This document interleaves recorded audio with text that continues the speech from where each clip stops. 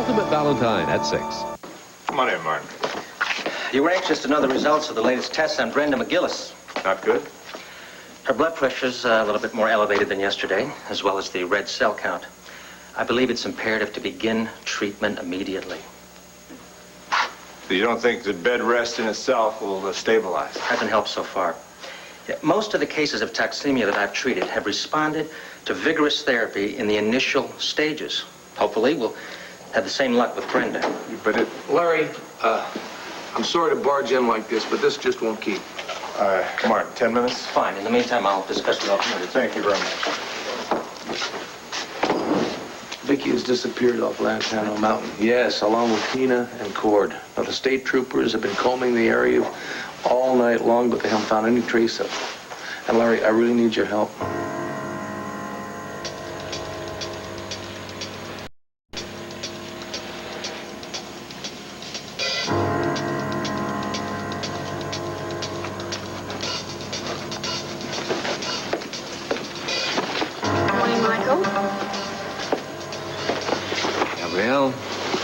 So, how long you been at this?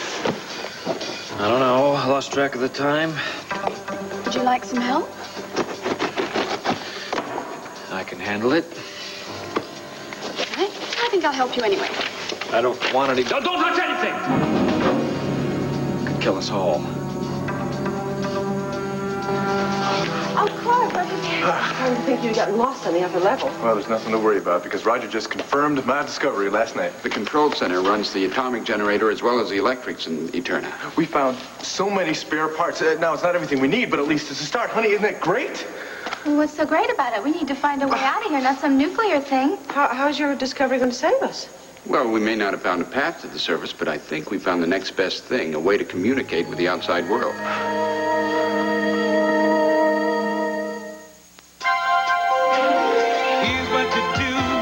Can't miss. Cord's a whiz with this kind of stuff. And with everything Roger knows about Eterna, between the two of us, we're going to be able to rig up some device that's going to get us out of here. Well, how? I mean, we can't just tap into a phone line or anything. No, honey, but we can build this transmitter, right? And we can project this radio signal. A radio? Is that really possible? Well, we don't know until we try it, but if these tremors have opened up any fissures or cracks in this mountain, there's no reason why we can't just beam a signal up to the surface. Well, yeah, but somebody has to hear it, so don't they need some kind of receiver? Well, honey, I didn't say it wasn't going to be difficult. In fact, it's going to be very difficult. But all we have to do is work out this SOS signal. We start sending it up, and if somebody's passing by with a CB or something, they pick it up and they hear us. And then hopefully they can trace that, and it'll bring them to the entrance to the tunnel that we came in. If they find out where we are, they can start digging, and then they can reach us. Okay. Well, let's not get too excited, all right? It's going to take time. But right now, we just need to scrounge around and find the necessary spare parts. Better to scrounge for parts than to search for fool's gold. When should we start? We can start right now. Vicky and Tina, why don't you go and tell everybody else what we're looking for, and Roger and I'll go see if we can put something together. Okay, let's do it. Oh, be careful, though. Those tremors could start any time again. Yeah, that's why we need to get moving. Come on, Roger. Let's go. Let's go. Well, let's go tell everybody, huh? Wait. I have to talk to you. Well, sure. What about it? Tina, last night, Roger told me the most unbelievable, incredible story about when he and I were lovers. You just about scared me half to death. Why are you yelling at me? I was only offering you some help. I told you I don't want any help. Trying to prove you're a better man than Roger Gordon? Maybe we'll all follow you if you scare us half to death. You know, you were losing it before we got trapped down here, but after Danton Gordon's speech last night, in my opinion, you could be locked up with Leo. Danton Gordon's speech made me angry, not crazy. It brought back a lot of terrible memories. About your parents. Michael, I'm so very sorry. And I feel a great deal of sympathy for you. But you getting angry at us and taking it out on us is not going to bring your parents back, and it is not going to do anything about the terrible tragedy that Roger's father created here, please. Some of my memories might save our lives. You see this sign? Authorized personnel meant Danton Gordon and his cronies. They booby-trapped this closet to protect the pharmaceuticals and the other supplies that they stored here. I remember my father warned me particularly about this room and this closet. Did Danton Gordon have anything to do with that cage that came down on Tina? Yes, of course. He took great pains to secure areas that contained items he couldn't replace. Well, what about the rest of these things outside of the closet? I've gone over everything very carefully, and the closet is the only unsafe area. I didn't realize. I'm sorry, Michael. I was so careless. It won't happen again. I won't touch anything in the closet. You know, you might be pleased to know that you have taught me another valuable lesson. I realize now that my priorities were totally out of whack. You see, I thought that death was something that happened to other people. But now that you've made me realize that we could very well die here, the gold, it just doesn't mean a thing to me. No. I'm going to concentrate all of my energies on getting us out of here and seeing my son again. That's the most important thing to me, is seeing my son. Michael, look, if there's anything I can do to help, please let me know. Sure.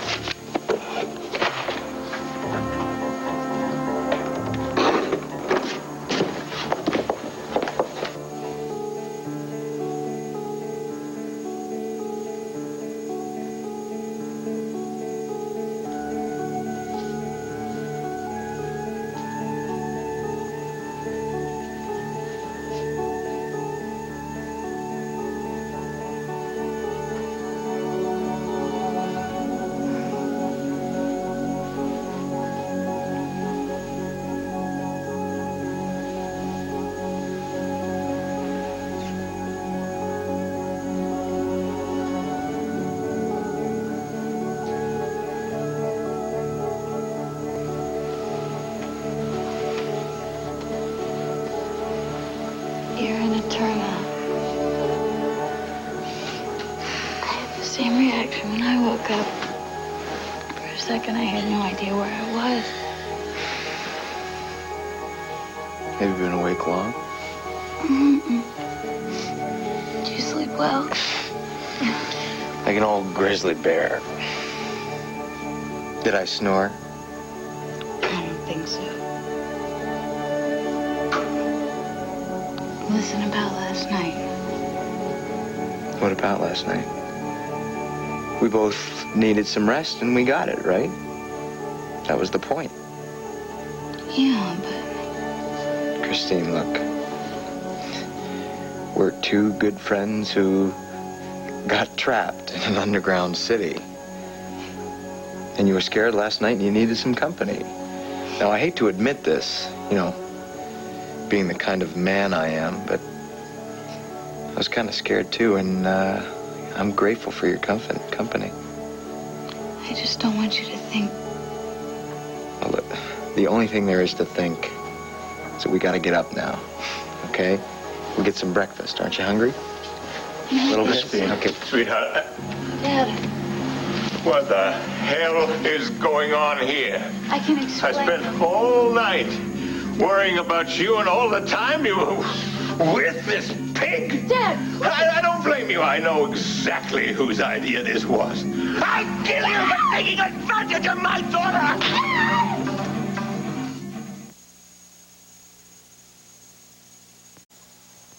Wait a minute. Vicky, Tina, Cord, Gabrielle, Roger Gordon, and Michael Grand? Yes, it seems that way. That's bizarre. I know, it's like they have vanished, Larry. Now, the troopers have managed to find their cars, but there's no sign of them. Well, you know I'll do anything I can to help. Well, I've got a theory about this whole situation. I think it's tied in with this plot against Vicky, with her missing daughter, and with the missing year in Vicky's life. So you're buying Christine's story that Michael Grand was involved in a scam? Well, it seems likely. Well, then how do Gabrielle and Roger Gordon fit? Well, that's an even longer story. I'll explain that to you later. But right now, Larry, you were there when Vicky had the baby. You delivered her baby, right? And you know that Lysander Clare hypnotized Vicky to wipe out every memory she had of that particular year. So how does that fit in with the disappearance of Vicky now? Well, did Vicky or her father or Lysander Clare, did they mention anything about Lantano Mountain? Well, Lysander might have mentioned when he hypnotized her, but remember, I wasn't there for that. I was there simply to make sure that Vicky was all right physically, and then Victor sent me away. Look, Larry, her father built that cabin up in the mountains years ago. Vicky spent an awful lot of time there. Now, think. All right, we went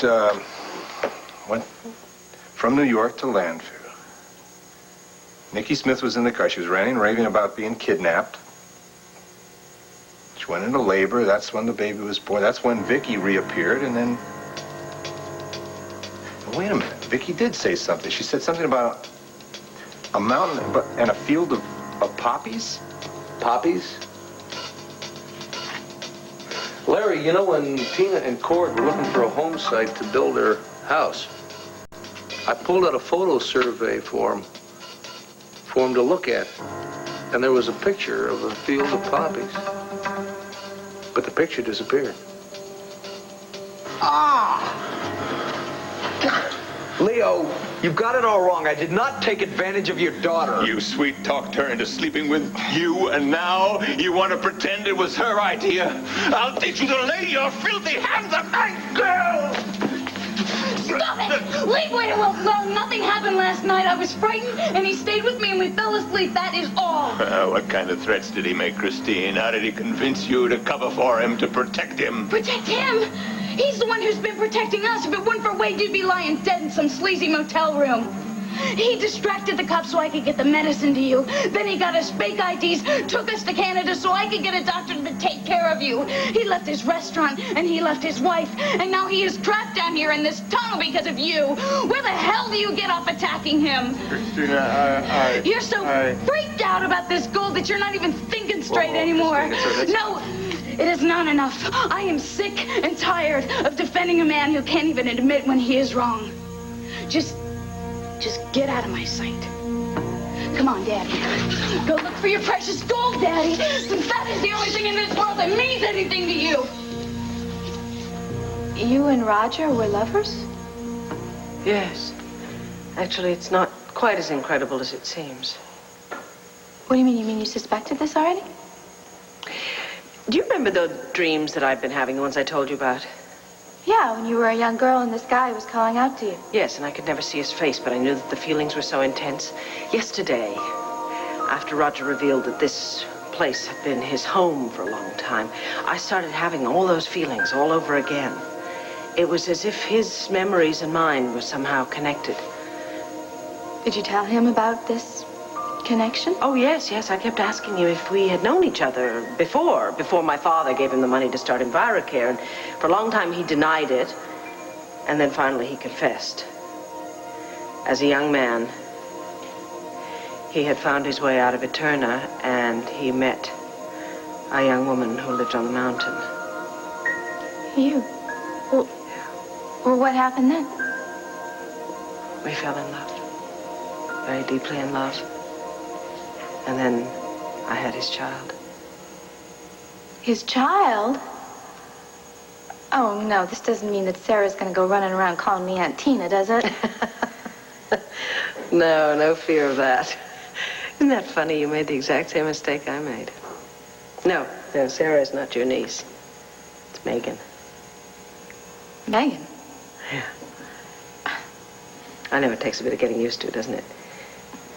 It's only because we all know Sarah very well, and Megan is more of a stranger, that's all. Yeah, that's a nice way of putting it. If you ask me, she's a selfish, self-centered actress type. I think all that is just a facade, Tina. Come on, we've all had to fight other people's impressions of us, haven't we? All right. All right, for your sake, I will give her a chance. Thank you, darling. You are right about one thing, of course. She does seem to act as if the world belongs to her. Given the way she feels about me, I think I'd give just about anything in the world to see her face when she finds out that I'm her mother. Vicky, you will get a chance to tell her that. You're gonna see her again. I promise. Cord, you're just gonna get that radio thing fixed so we can get out of here. I know. Oh, God, Vicky, watch out.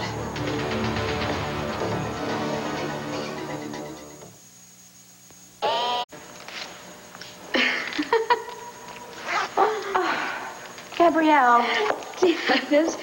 There's no need to be so shocked. I thought since we're in a Turner, we should do as the attorneys do. What are you doing in that thing? Well, you didn't expect me to sit in those grubby old clothes any longer, did you? Yeah, there are loads more of these uniforms. I suggest you go and get something that fits. I would rather die than put on that Halloween costume. Halloween. Tina, do you have to keep talking about dying? Isn't it bad enough that we're stuck in this godforsaken place? Do we have to do it in bad taste? You always had a certain flair about you, didn't you, Gabrielle? Don't you see that you're making a statement by wearing this? You're giving in by wearing it. You're saying that you have no hope that we're ever going to get out of here. That is absurd. These are clean clothes. For heaven's sakes, Vicky, tell her. No, Gabrielle. It's much more than that. I seem to remember you showing up at Ace's Halloween party in an outfit very similar to this. You and Michael Grant. Of course, at the time, you said that you were Olympic athletes, didn't you? Remember? Just before I fainted at the sight of you? You must believe me. It was Michael's idea that we wear those costumes. I had no idea what they meant. Oh, yeah. Sure you didn't. Michael has used me the same way he used everyone else to find Eterna. If I had known, I never... Well, you do know now, don't you? We all know now. Because of Michael Grant's lust for the gold, we are all stuck down here. Until we can get out of here, the best thing to do is survive as well as we can, even if it includes wearing these uniforms. Vicky. Honey, this is no time to worry about making a fashion statement. It is also no time for recriminations. Our first priority has got to be survival. To do that, we have to work together. I'm not exactly the picture of cleanliness either. I might just as well change. Where do I get a uniform? They're in the supply room. Michael is there and he's organized everything. Good. Let's go. Come on. You okay? Yeah. A little sore, but I'll be fine. I can't believe he hit you. Well, he just misunderstood. He walked in here and saw us in bed and assumed the worst. My guess is he's not the first father to make that mistake. I should have listened to you in the first place, turned him into the police, and none of this would have happened. Look, Christine, your father came to you for help. You couldn't turn him away. I should have. You know, all my life I have pampered him. I have bolstered his fragile ego. I have made excuses for his mistakes. I have gone along with him in complaining about people or making excuses for his failures. I have gone along with his childish whims and his weird beliefs, and now he's totally lost it. I think he's sick again. The fever's back. That's the problem. That might be it, but now all of a sudden he's gone totally overboard. He's gone over the edge. He's going to take us all with him. No, he won't do that because I won't let him. Christine, you're giving in to your fears. Don't do it. Look, we're still alive, aren't we? We still have hope. Come on. Christine?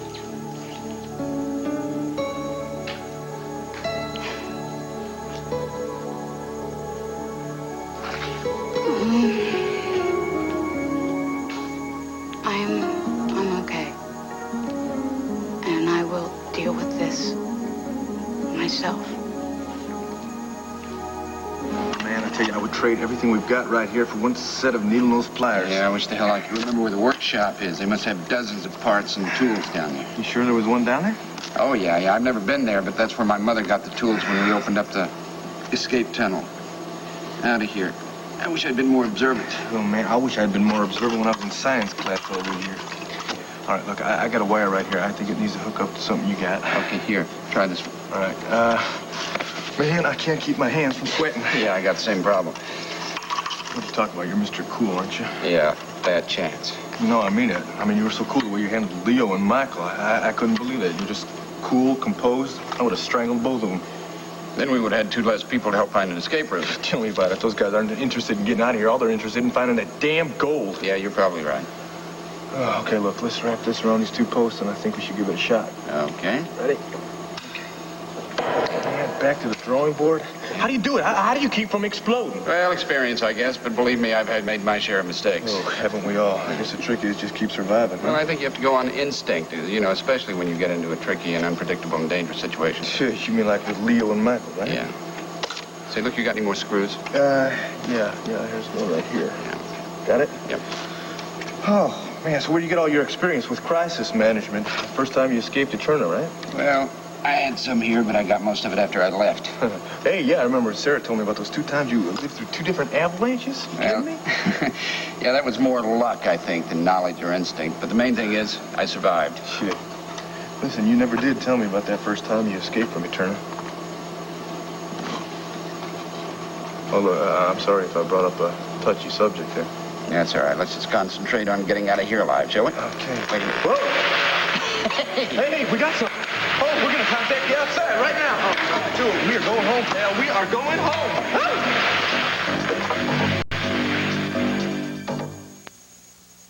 Okay, quick. Get the microphone. Plug it in. Let's go. We got it. Yes, sir. Okay. Hello. Breaker. Whoa, wait. No, come on. Man, it was going. Wait. Turn up the volume. See what that does. Nothing. It was working 2 seconds ago. I just plugged it in. What happened? Put the top on. Okay. Oh, what is... It was working 2 seconds ago. I don't believe this. Well, back to the drawing board. Oh, man. How about Cord? I know you're disappointed, but you got to keep your spirits up. Good thing we didn't go running out of here telling everybody we had fixed this thing. We would have got their hopes all up for nothing. I don't know how much more this Tina can take, you know.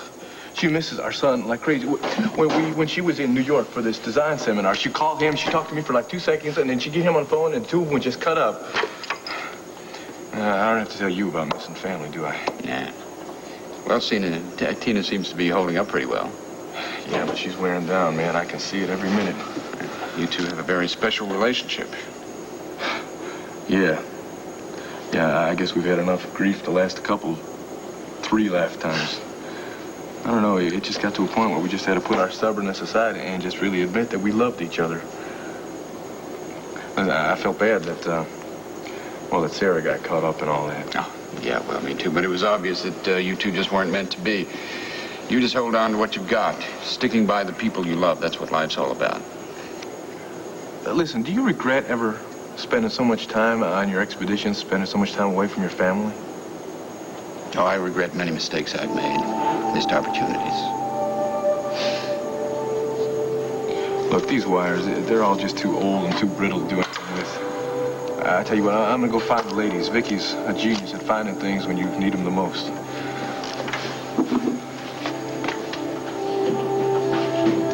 Like strawberries.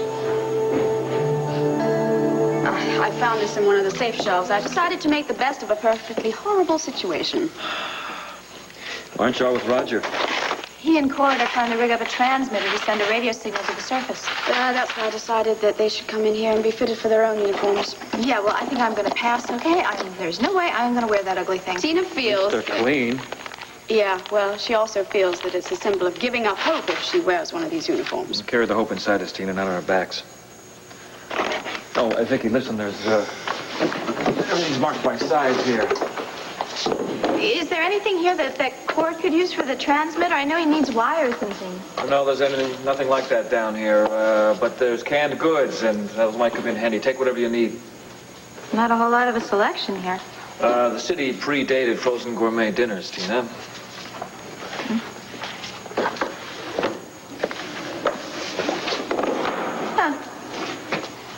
Hydroponic supplies? What's that? Well, there's a hydroponic garden here somewhere in the city. I don't know exactly where, but I remember eating lots of fresh vegetables, so it's important to find the garden and plant these seeds. Well, these will take weeks to grow. We're not going to be here that long. What happened to all that hope you were just talking I about? have still got it, but we might be down here for a while before we find our way out. I mean, we don't want to go looking for the medical supplies after somebody's injured. You've got a very good point there, Tina. My foresight surprises you. Ah, yes. And your industry. Yesterday you were determined to cause chaos and rebellion. Would you two excuse us? I think we need some privacy. What? I'm not leaving her alone here with you. I'll be all right, Tina. Vicky! This conversation is long overdue. Come on, Tina.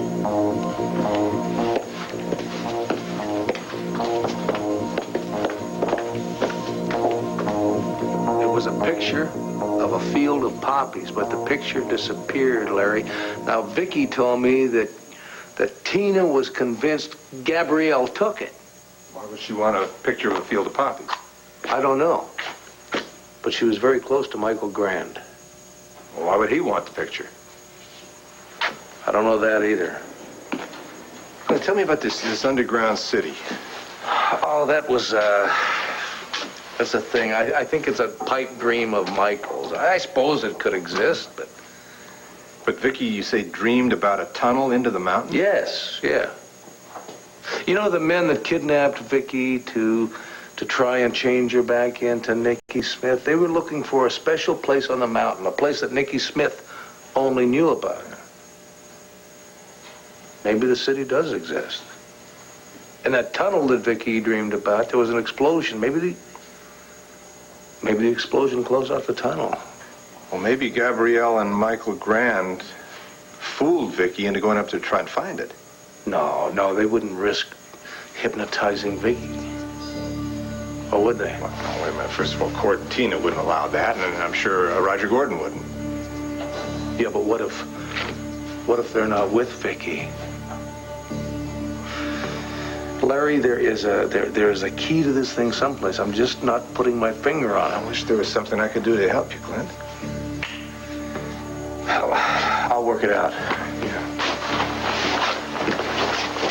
I'll be in touch. Please do.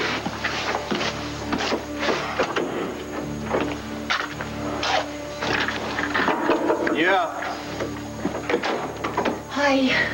Brenda, what are you doing out of bed? Oh, I'm fine. Dr. Spencer said it was a good idea that I got a little exercise. What's the matter with you? Nothing. Now, Larry, I can tell in your voice. What's wrong, huh? Did Dr. Spencer come down to see you? Yes, Dr. Spencer did come to see me about the test results. So you know the steps he's going to take to... I already knew Baptist. those. It wasn't necessary for him to tell me, and I told him, thank you very much, Dr. Spencer, but I am not going to consent to that sort of treatment.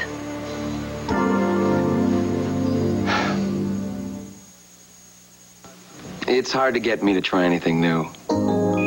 Wait a minute, Brenda, we're not talking about a sprained ankle here. Larry, I know how serious toxemia is, but I also know the drastic measures that you go through They're not to that stabilize drastic, it. Oh, first of right, all. cutting all the salt out of my diet. You're taking too much salt already. I You're retaining am not fluids. taking You are. too much salt, and my fluid retention is quite normal. I read the charts, Your thank blood you. pressure's off the scale. Well, my This blood pressure will be fine if I could just so- get some bed rest. Listen, Larry, I am not going to feed my baby a bunch of tranquilizers and diuretics for the next 3 months. And if Dr. Spencer thinks he's going to come waltzing in here and pump me full of drugs until I come to full term, he's got another thought coming to him. Now, this baby has been through enough already. I am not going to shock its little system anymore, Larry. That's the end. Your baby's little system is in for an even worse shock if you reject the treatment, Brenda. You're risking not only his life, but your own. Listen, this is not a life and death situation. I know that. I understand you fear about the drugs. Well, we can give you minimal doses. We can monitor the baby without stopping. We can, if there's a problem, we can stop the treatment. We are in control now. Damn it, don't you do this to me. Larry, I thought this was my health that we were talking about. Well, I'm here. just as worried about your health as you are. I don't want anything to happen to you, Brenda. I care too much about you to risk losing you.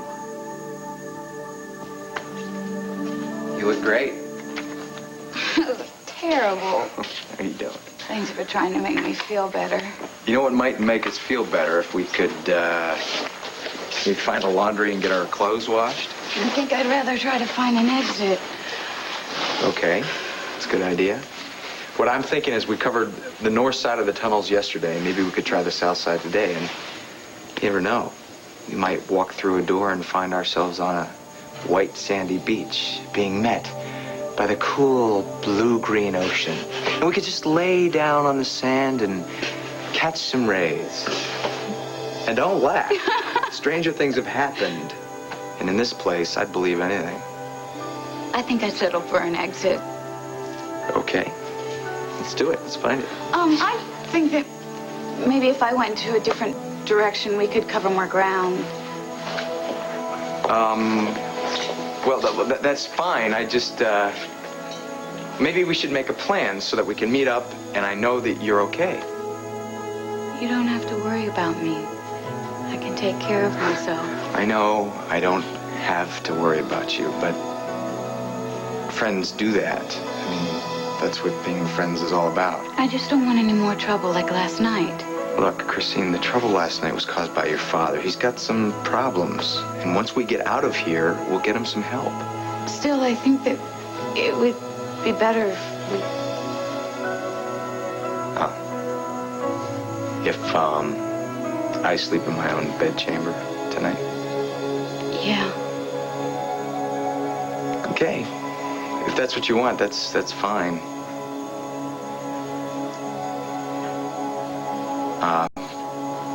Be careful, okay?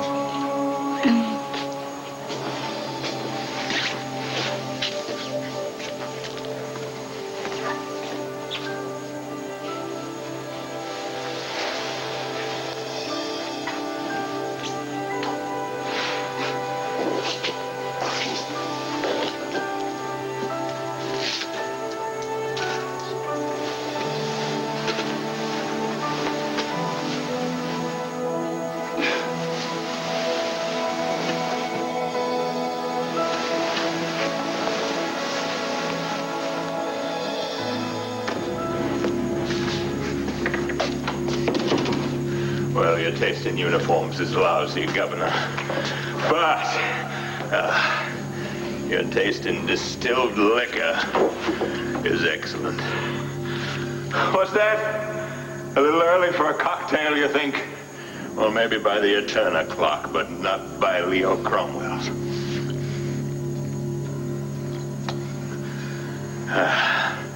After all, my daughter just told me that she never wants to see me again. That should entitle me to a generous libation, don't you think?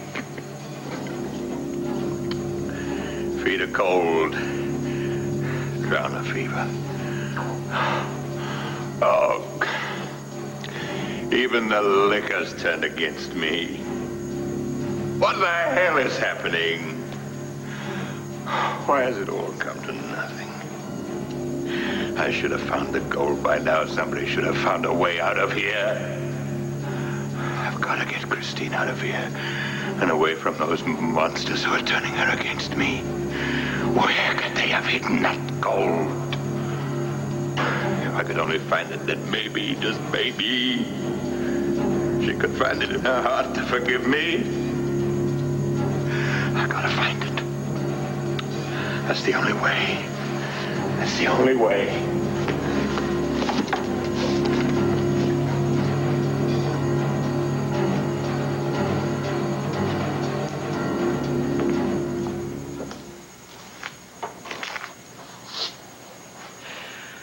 My actions yesterday and last night were a total disgrace. Well, I'm not going to argue with you. Danton Gordon's speeches brought back all the horrible nightmares of my childhood. And all I could feel was rage and despair, a deeper and wilder despair than I felt when I was 8 years old, and realized I might be doomed to live and die here. You took that anger out on Roger. He was a child when he lived here, too. He wasn't responsible for his father's actions. I know that. But I couldn't reconcile myself to that or to the possibility that we were going to be down here for a while. I couldn't sleep, so I came in here to go through supplies and start getting things organized. I realized it was time to get down to the business of surviving, of helping us all to survive. From anger and hatred to noble dedication. Quite a journey of the soul. Yes, I realize it's not all that noble, but at least it is a step in the right direction. God knows my father tried to show me the way. He knew there was a revolution coming, and he tried to prepare me for it. I was so frightened, however, by the atmosphere of hatred down here that I don't remember much about what he said exactly, except something to the effect that a man's strength is born of suffering, and his character is molded more by his failures than his triumphs. But that didn't sink in much to a terrified 8-year-old. Apparently not to the confident adult you have become either. No, you are exactly right. I have been obsessed all these years with trying to avenge the murder of my parents. Every deal I closed, every friend I made was a means to that end. I think your father would be very disappointed in you, Michael. I think he would be, too. And I had a lot of time to think about that last night. And for the first time in my life, I have come to terms with what happened to my parents and with how I have lived my life since then. I am more ashamed of myself than I ever could be. And more to the point, I am deeply sorry for the pain and anguish that I caused you and your family. And I am hoping that you will be able to forgive me somehow. Tell me something. How ashamed would you be if you had found the gold? What would my pain and suffering, what kind of difference would that have made if you'd been successful in your quest? Believe me, the gold doesn't matter to me anymore. Of course it doesn't. You never found it. And you know perfectly well that if you found it now, we'd never let you walk out of here with it. So you just turned your golden dreams into golden words of contrition. You're looking for absolution. Well, you're not going to get it, Michael Grand. Not from me. Not ever.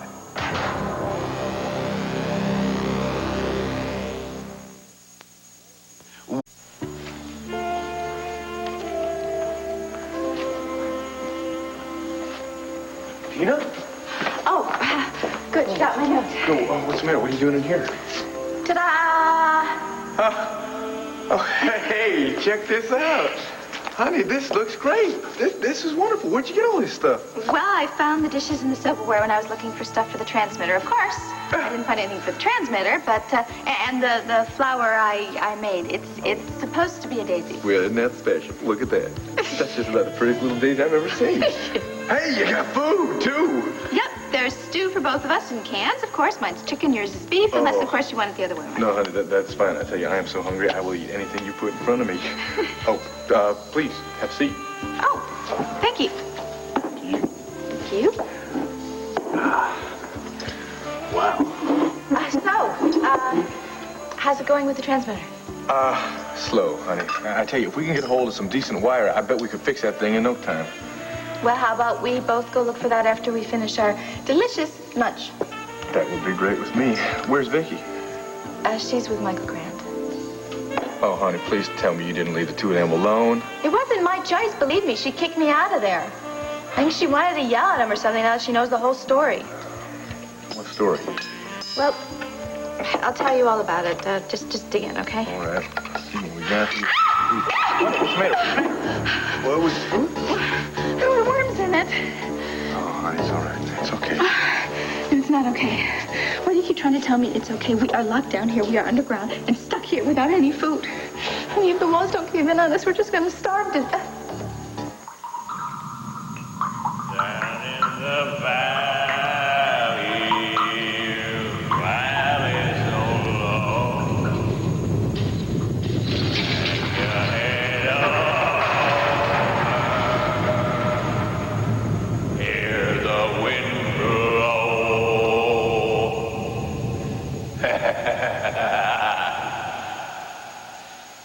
Hear the wind blow, dear. Hear the wind blow.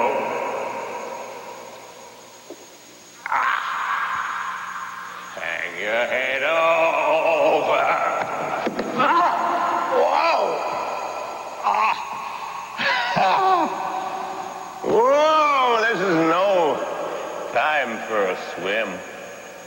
Not when I have found the most wonderful thing that life has to offer. Besides gold. Oblivion. And to think there are bottles and bottles of this wonderful elixir all stashed away. Just like the gold!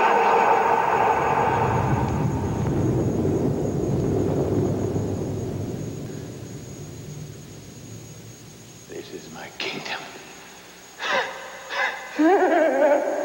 And I am the king.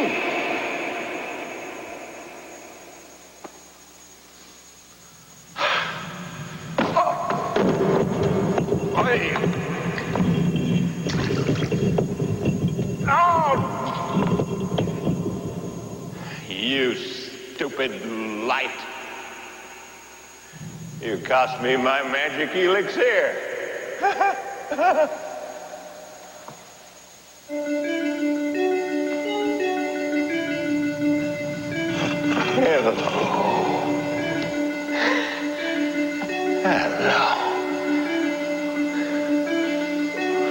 What is this?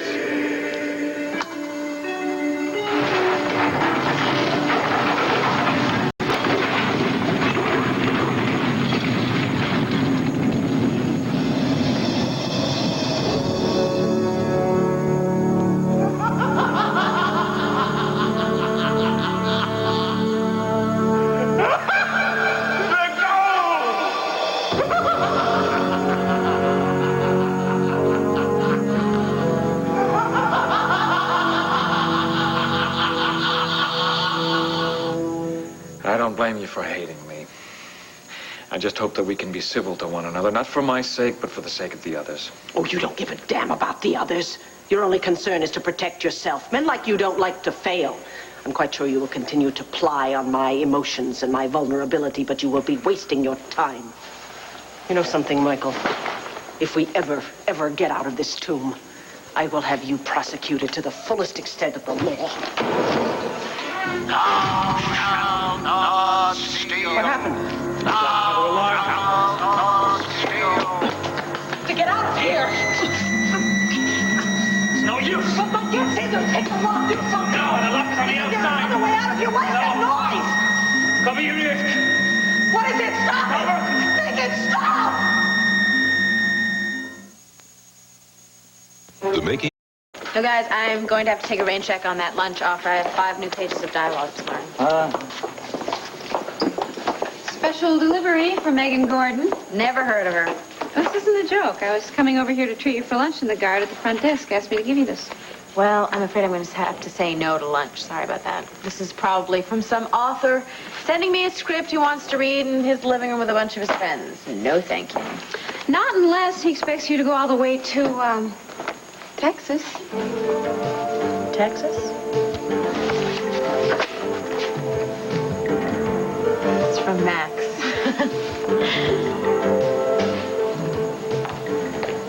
Hey, Clint. Got over here as soon as I could. What's this about Alicia Grant?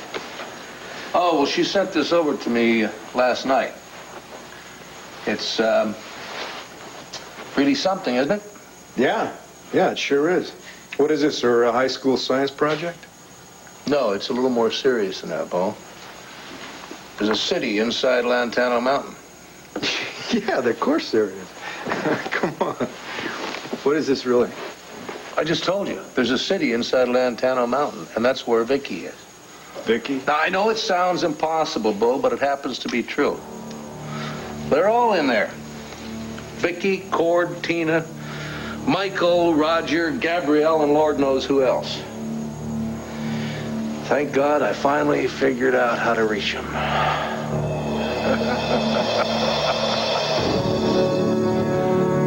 One failure after another.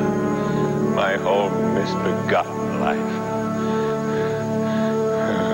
But no more.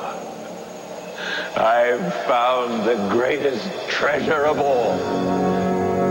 The gold of Eterna. Can't let them find it. It's mine.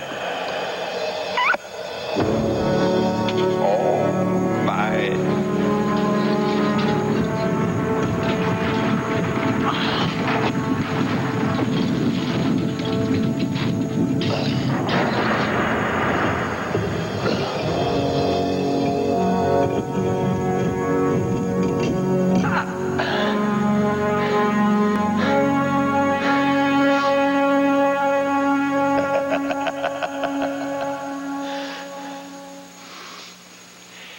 You'll have to stay my secret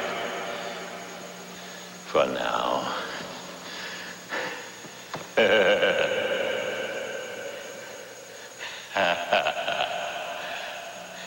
Down in the valley, valley so low, hang your head over,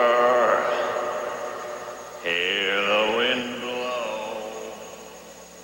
Can you recover it, Vicky? It doesn't help! How did I trigger this thing? The closet door was rigged! It's getting worse! No, it's no use! This is Danton Gordon's way of dealing with thieves! Well, why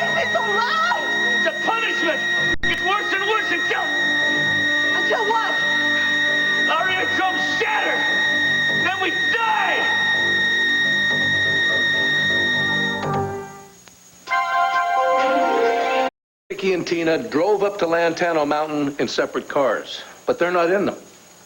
We know that Cord and Roger drove up there together, but there's no trace of them.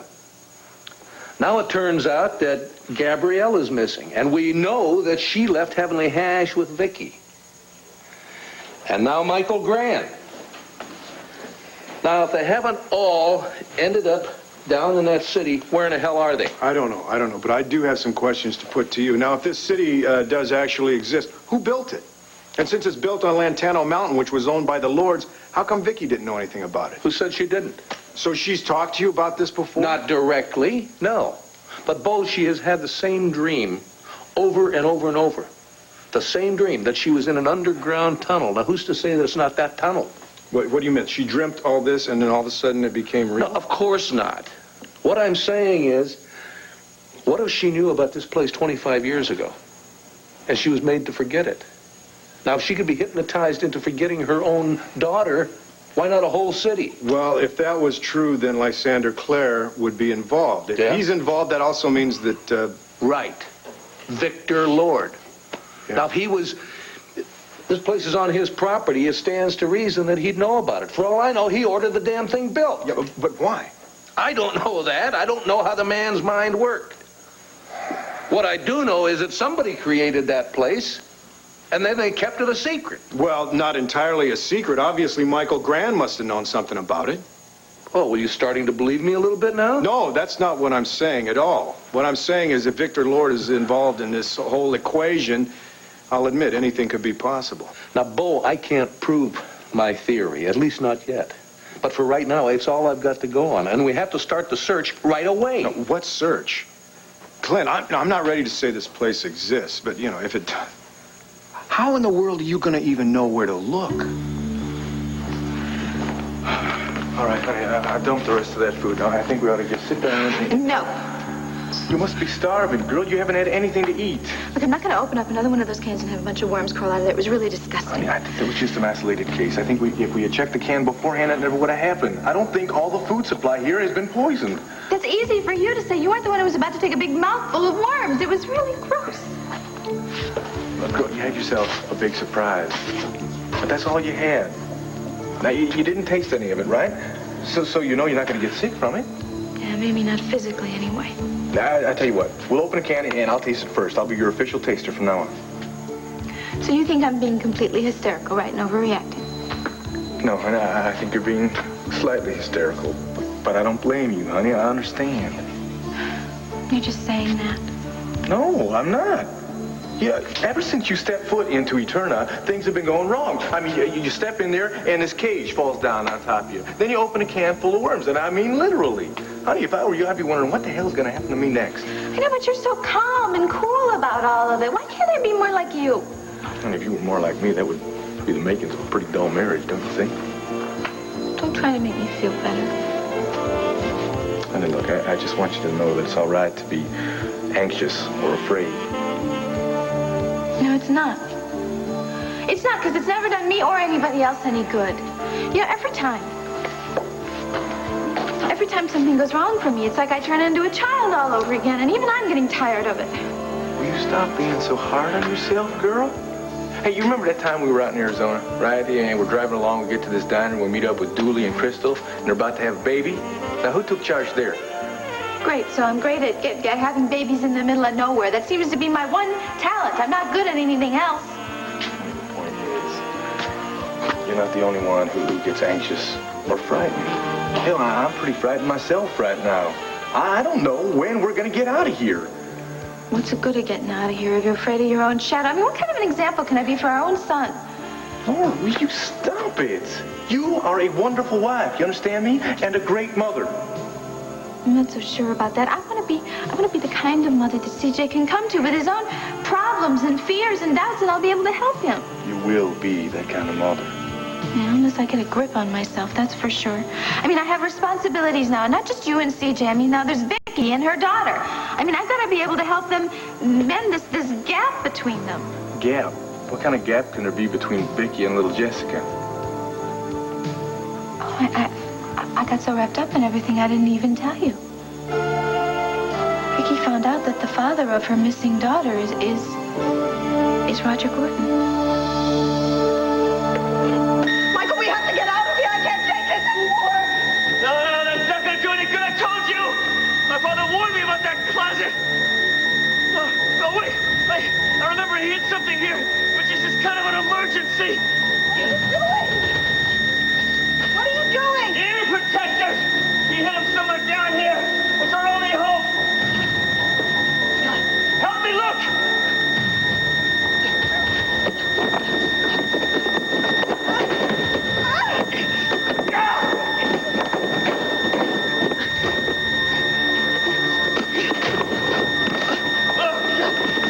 You find them? Give me a pair. Oh, there's only one set. God.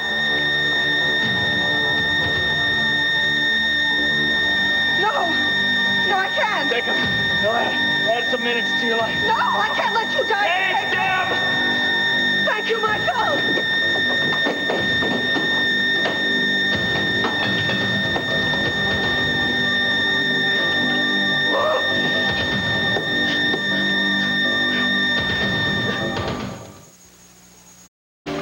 I know how much you've come to care for little Al, even though you and I have reached an impasse.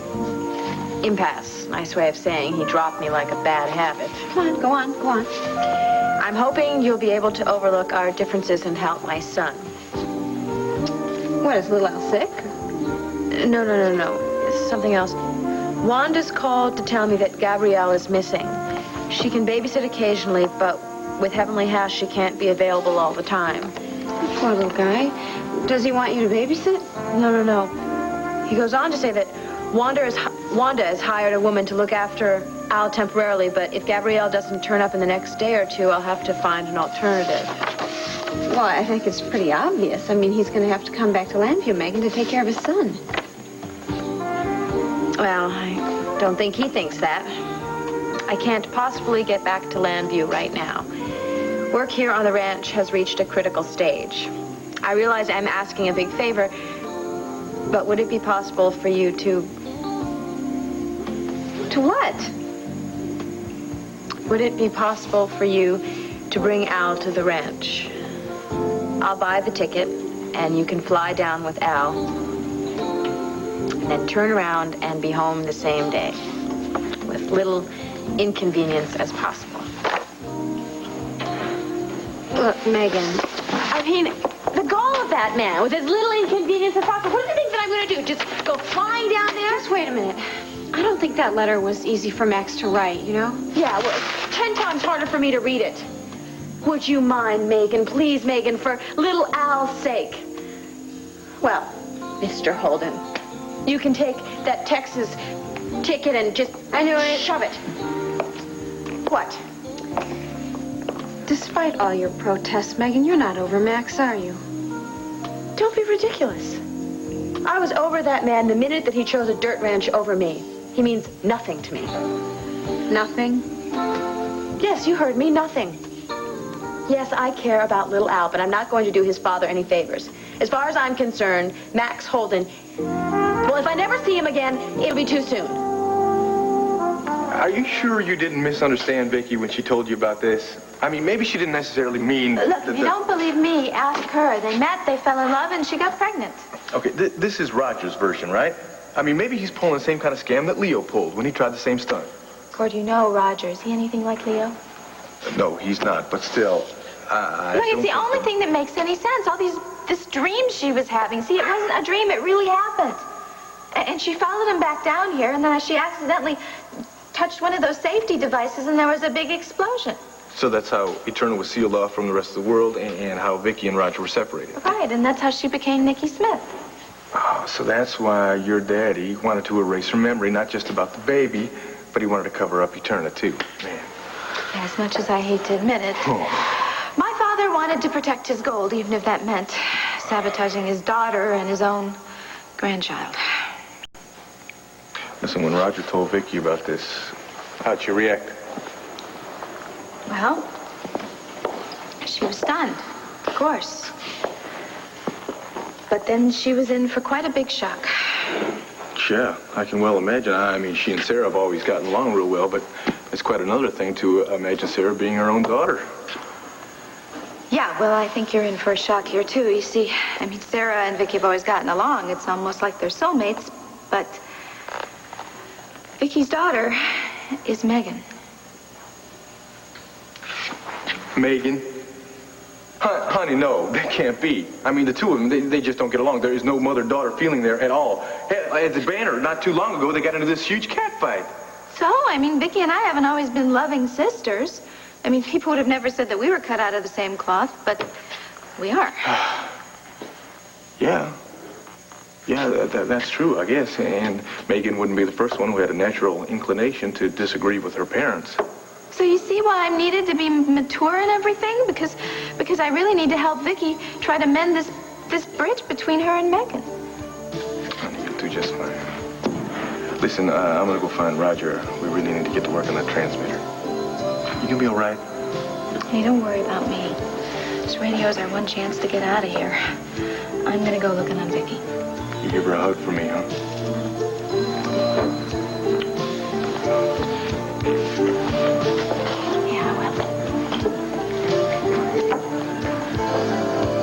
Oh, boy. It's going to take more than a few hugs to get along with Megan. Hey, why don't we just forget about this transmitter thing and see if we can find another way of sending an SOS signal up topside? What other way? Look, I know the odds are against anybody picking up a signal from this, but we still got to keep trying to fix it. We've had so much bad luck lately, we're due for a little good. Got that right. Well, let's see if two heads are better than one. Let me get some new wire here. Oh, wait a minute. What's that? What? You got yourself a flashing red light over there on the control panel. Oh, no, I was so busy with this, I didn't see that. Is it important? Oh, no. This light means somebody's trapped in the supply chamber. Well, what, another booby trap? Yeah, to catch would-be thieves. Man, I will bet you any money that is Leo. I tell you what, why don't we just let him sit there and cool his heels for a while? You don't understand. This isn't the same as just doors slamming shut and locking. There's this high-pitched sound that just gets louder and louder and kills who's ever trapped inside the supply room. Man, I wouldn't even wish that on Leo. Come on, let's get him out. No, wait, look.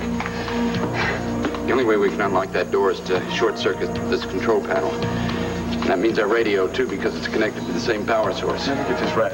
The only way we can stop that noise is by blowing the computer panel, which is also going to blow our only chance of contacting the outside world? Yeah, and we don't even know if anybody's really trapped in there. This could be a malfunction.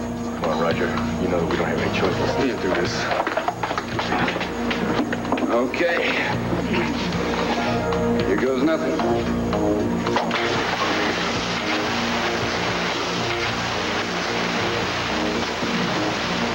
Come on! Anybody trapped in that room, let's get out of there.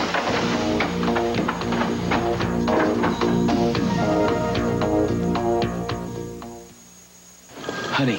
This place is supposed to be built into Lantano Mountain? It's huge, not to mention the fact that the whole topography was drastically changed. Hell, how are you even going to find an entrance into that place, assuming that the whole place even exists? You about through with your doom and gloom report? I'm just trying to be realistic. So am I. I'm not dealing with only theory, Bo. We do have some facts. We've got 3 cars, Vicky's, Roger's, and Tina's, all abandoned and all in the same general area. Now, doesn't that tend to suggest that the entrance is nearby? No, that's more assumptions, that's all. Well, then, damn it, I'll just assume that that's where I should start. All right, well, no, what about this poppy field that Larry Woltl told you about? Now, I suppose there's one of those up there, too? Well, look, like you just said, the lay of the land was changed by the avalanche. But Vicky mentioned a poppy field one time, said it was her favorite place on the mountain. I even saw a picture of the poppy field when I showed a photo survey to Tina. The picture disappeared, but Tina was convinced that Gabrielle stole it. More fragments. But they all fit, Bo. They all fit. Look, if you're looking for proof, if you're wanting something you can hold in your hand and use in a court of law, I don't have it. All I got is a gut reaction. And that gut reaction tells me that Vicky and those people are down in here, and that is where I'm going to start digging. Ace is bringing some oil drilling equipment up there tomorrow. No, wait a minute. We're just a second. No, if you're looking for more proof, No, I don't have I'm thinking about Vicky and those people up there right now. If we start blasting away on that mountain, we may not be talking about saving lives. We may just start another avalanche.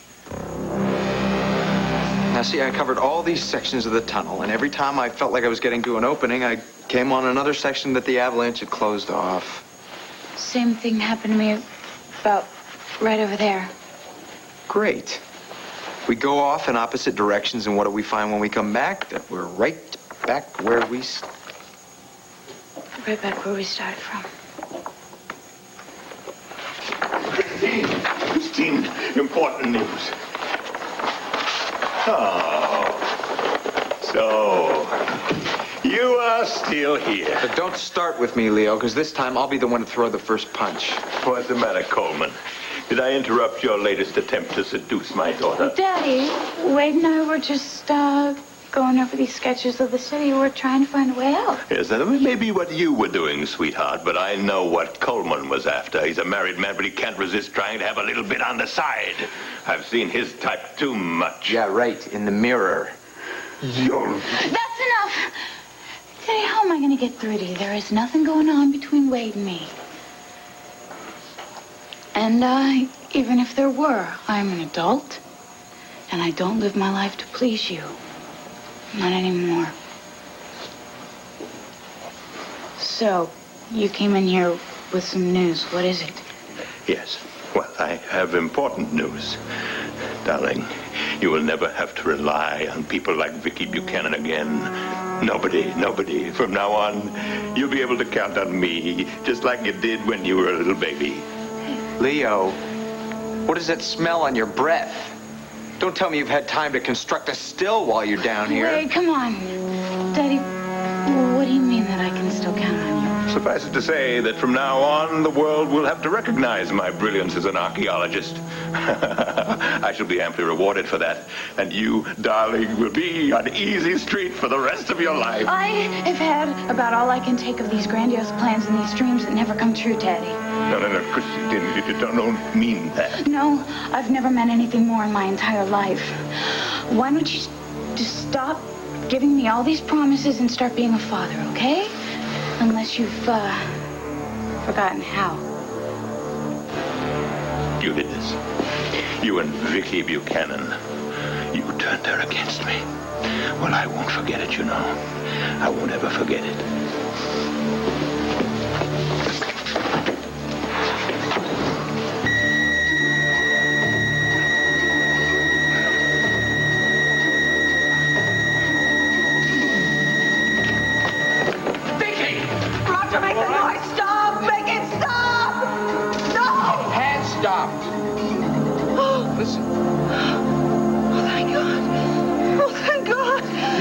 That chair over there, will you? Come on. I want you to sit. Sit up in a chair. Thank you so much. I thought my head was going to break in two. Then we'll rush. Thank you. Have a seat here, okay? Okay. You saved my life, you two. Thank you. I didn't think I could stand it for another minute. Oh, my God. Michael didn't have any ear protection. Is he all right? Stay with her. I'll check him out. He saved my life. There was only one pair of those ear protectors. He gave them to me. Were you talking about Michael Grant helping somebody other than himself? Yes, if it hadn't been for him, I'd be dead. He gave me those ear protectors. There was only one pair.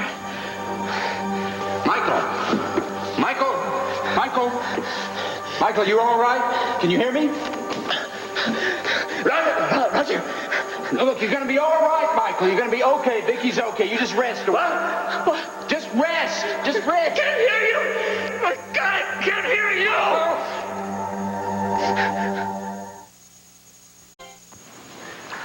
you. Read this. This is temporary hearing loss. If he just stays calm, the pain will subside and he'll be able to hear all right. How can you be so sure? I know how the alarm works. Cord and I got here before any permanent damage could be done. Temporary? Yes. Trust him, Michael. Trust? Did you say trust? I hear you say trust? Yes. Oh, thank God he can hear. Thank God. Oh. What's going on here? Something wrong? We just had a little run-in with some sound effects. It's all right, darling. I'm all right, thanks to Michael. What happened?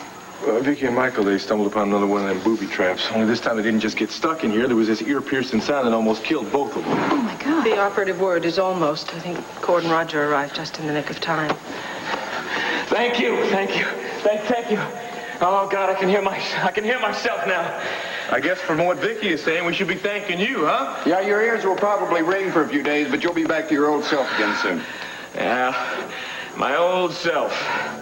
Michael, I don't know why you sacrificed yourself to save me, but if I can ever repay you... No, it wasn't a sacrifice. There was one set. You needed them more than I did. Well, what do you know? Not only is Michael Grant our latest hero, but it looks like he's got a modest streak, too. Michael, you saved my sister. Thank you. I just never thought you had it in you. Neither did I. But, after all the trouble I've caused, that's the least I could do. Look, we'd better get you back to your room. Cord, lend me a hand. No, that's okay. Thanks. I can manage. Boy, just when you think you've seen everything. Yes. Well, I thought that Eterna had only brought us pain and suffering, but I should have had more faith. It turns out some good can come of all of this. No, not for long if we don't get that radio fixed. Let's go for it. Yeah, right. I'll be right with you, Roger. Listen, honey, maybe you take care of Vicky, make sure she gets some rest. And ladies, please. I know. We'll be very careful. Don't worry. Eterna is still very dangerous. No, just leave it on the floor, Sarah. I have better things to do than to worry about that. Something tells me you may want to read this letter again. Why? Why bother? He hasn't changed any. He still wants everything on his own terms. That might be all right for some women, but not for me, Sarah. Megan, did it ever occur to you that you might be protesting just a little too much? So what if I am? You admit it? I'll admit that Max Holden still gets to me. If I went down there with little Al right now, well, you know what would happen. Now, why don't you tell me? The minute I'd see him, I would start feeling... Well, I would start having feelings for him, and I would start hoping and planning, and I know that he would end up disappointing me again in the end. And I just can't go through that again, Sarah. I just can't. Well, at least you're being honest. All right, so now tell me that I'm making a big mistake. Nope, I can't do that. You know, I know for a long time I had to force myself not to see Cord. Because I knew if I didn't, I was never going to be able to let go. And then you finally did? Mm-hmm. Yeah, but it took a lot more than just time and distance. As a matter of fact, it wasn't until he married Tina that I was able to really put my feelings to rest. It was pretty hard at the time. But in the long run, I think it was, I don't know, it made things easier. Well, then you can understand why I can't go to Texas. Yep, I can. I just wish that we could find someone to make this getting over Max a little easier. Yeah. Well, give me that letter. He's right. Little Al belongs with him as long as Gabrielle is missing. I'll call Wanda and tell her that I'll buy a ticket for the babysitter and have her take little Al down to his father. And then I will write a polite little letter to Max explaining what I'm doing. Sounds like a good idea. Well, now that that's settled, why did you suddenly want to invite me to lunch? God, you're right. There was something else that I wanted to talk to you about, but all this talk about Max, it just slipped my mind. Look, Megan, it's about Dad. I think something is very wrong. Excuse me. Your butler said I should come right in. Oh, Alicia, please do. You know my brother, Bo? Yes. Hello, Mrs. Grant. I was just showing Bo the model that you sent over last night. He seems to have his doubts about looking for that underground city. No, it's just that I can't see wasting valuable time when Vicky and the rest of these people might be miles away, above ground. But they are underground. I have proof of that now. Once I found the model and the maps in my husband's study, I knew that I had to look for more evidence that could connect him with Vicky. I hoped that I wouldn't find anything, but I found this. Well, it looks like an old audio tape. Well, no, it's a lot more than that. And having heard it, I can no longer pretend that Michael was innocent of all that's been done to Vicky. As much as I hate to say it, he's been her chief nemesis. You're talking in circles, Alicia. What's on the tape? Proof that Michael knew about Vicky and her missing child for years. He also knew about the secret city, Eterna. Eterna, that's the name of this place? Yes. I thought about burning this tape. I would have done anything to keep from bringing it here. But after all the things that my husband has done... I know how hard this is for you, but if it's going to help us find Vicky and those others... That's why I had to come to you again. Because no matter what my husband's done, I still love him. We have to save him, Clint. Him and all the others.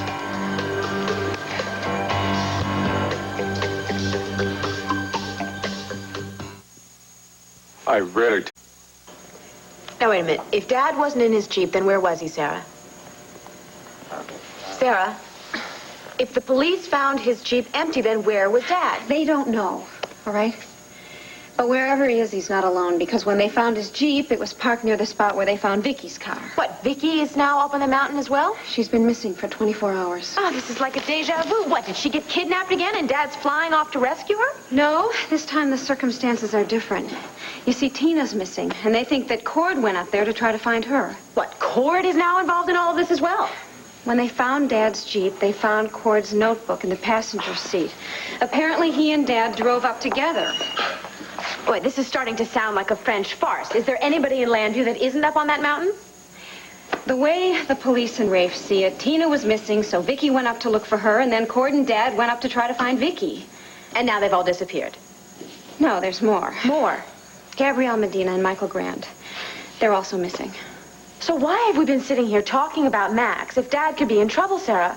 You know, I heard on the news that there was an avalanche up there. Now, Dad and the others... Look, I don't think there is any reason to just expect the worst here. There's only one thing we can be sure of. Despite what Dad says, he is very involved in Vicky's life, and I think it affects a lot of other people's lives, too, including ours. Don't start that again, Sarah. What? Do you think it's just a coincidence that Dad is up there? That every time Vicky is in danger, Dad is right there? Megan, doesn't that tell you something? Yes, it tells me to stop speculating, get my butt up on that mountain, and try and find Dad. I want to find Dad, too, all right? But I also want to find out the truth. Now, what if Miss Lovett was protecting Mom and Dad and even us? What if she deliberately lied about our births? Listen, we can worry about that later, all right? Right now, we've got to find Dad. Maybe the key to finding him is to understand the connection between the Buchanans and the Gordons. Sarah, I do not for one moment believe that one of us is Vicky's daughter. I do believe, however, that our father is in trouble and needs us. Now, are you with me or aren't you? Yes, I'm with you. All right, then let's go. Well, I guess we should go and find the others and tell them what we found. What we haven't found. Wait a minute. You're still upset about your father. Come on, we can talk about it. We've got more important things to worry about besides I'm sick of laying all my problems on you. I thought we were friends. We are. Well, okay then. You've never had any trouble telling me your problems before. What's going on now? Thanks. Well, you saw him. He's not getting better. He's getting worse. I think it's obvious that his fever's come back. It's more than that. I'm afraid that he's literally losing his mind, Wade. You think so too, don't you? I could lie to you and say no, but the signs point that way. Look, we're all under a lot of pressure being trapped in this stupid underground city, but I think your father's being affected by it more than the rest of us. But this went on even before Eterna. I just think that finding this gold down here has made him lose touch with reality. Wade, what can I do? For him, I don't know. But I'm a lot more concerned about how to help you. How can I help you? Helping me has gotten you down here, leaving your work and your wife. Listen, Marilyn and I had a lot of problems before I had even heard of Eterna. Still, she must be frantic, not knowing where you are. I wonder if she's relieved to have me out of the way after all the problems I've caused. You know, even if we get out of here, I'm not so sure she'll want to take me back.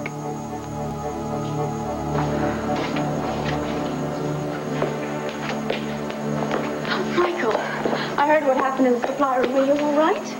Here, bumblebees in my head, but I'm okay. Don't make light of it. You could have been killed. Apparently, the gods of deterrent decided that my number wasn't up yet. For a man who came so close to death, you seem awfully somber, if not downright depressed.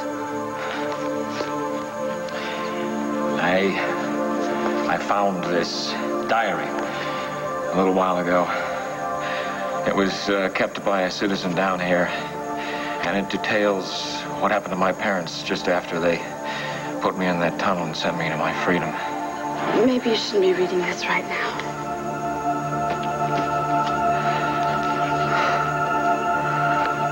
They put me in that tunnel. And then I could hear them screaming.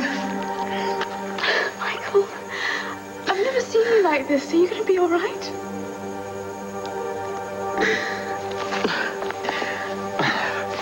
I feel like I'm 8 years old again. I have got to come to terms with it. I have to bury my parents, and I have to bury the past. Look, I don't want any sympathy. I'll be okay. You go on.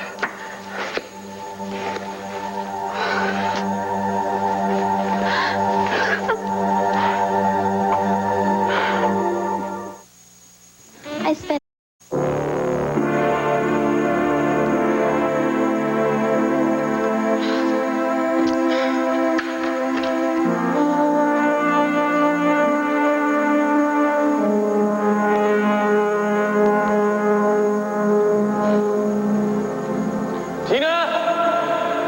I'm up here.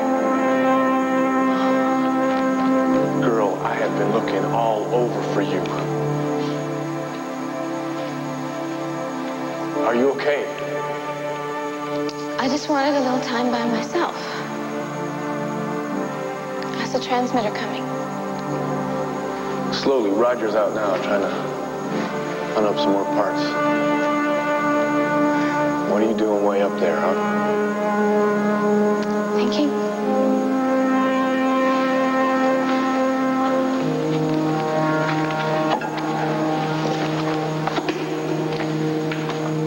You still worried about Vicky, huh? But it's just so unfair. I mean, she's finally found out who her real daughter is, and she may never even have a chance to tell her. We are gonna get out of here. You understand me? You, me, Vicky, all of us. That's what I keep telling myself. I'm telling you that radio is gonna be just fine. You said it yourself, right? I'm a regular genius. Once Roger finds the right parts, that's all we need. Honey, I have complete faith in you.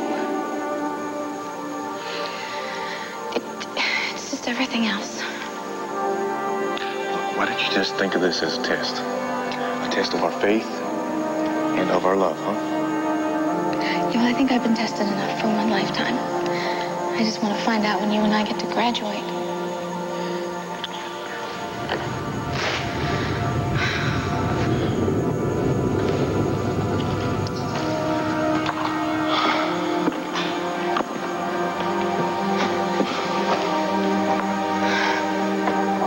You know, I wasn't just thinking about myself either.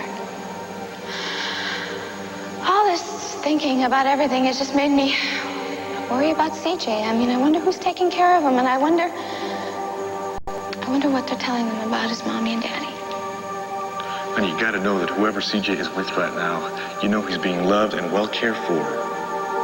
Yeah, but it's not like being with his real mommy and daddy. I mean, you know how you pick up CJ and you put him over your head and he squeals? Yeah, he does like that, doesn't he? He loves it. And you're the only one that can do that for him. It's like when I sing. I know I'm not Barbra Streisand or anything, but there is nobody in this whole world that can sing to my son like I do. I got news for you, little lady. You got a lot more songs to sing to our son, and I've got a hell of a lot more holding to do myself.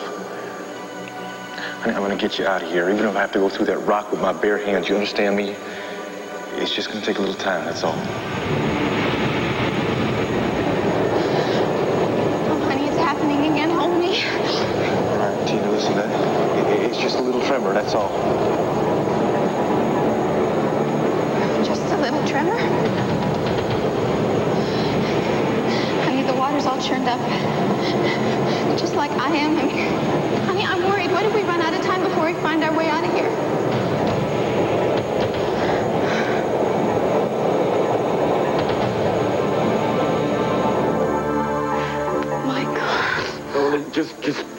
Just hold me. Of course, of course. You know, no matter how many angry words have gone by, I still couldn't deny you anything. You know, I've been thinking about your suggestion that we keep our partnership going. No, not now, Gabrielle, not now. No, but don't you see? I am so worried that if and when we get out of here, we could be facing some very, very real problems, legal problems, if Vicky decides to press charges against us. It doesn't matter anymore. You're right. Exactly right. It doesn't matter because you saved her life. I'm sure she wouldn't prosecute. Oh, it was just such a wonderful strike. I think we should keep doing it while we're looking for the gold. I'm sure we can convince everyone that we... Gabrielle, I did not. She was dying. I wanted to save her. You think I was faking it? You've convinced me. I'm just saying that we should convince everyone else that there could be a new Michael and a new Gabrielle. And when we do find the gold, then we'll have a golden new reputation. How did you ever become so completely cynical? I can't believe it. I had a good teacher. And don't you tell me for 1 minute that you've given up on everything that you want. Look, I don't know what I'm after anymore, but it is not gold and it is not reputation. I have to get some hair. Hair. Down here.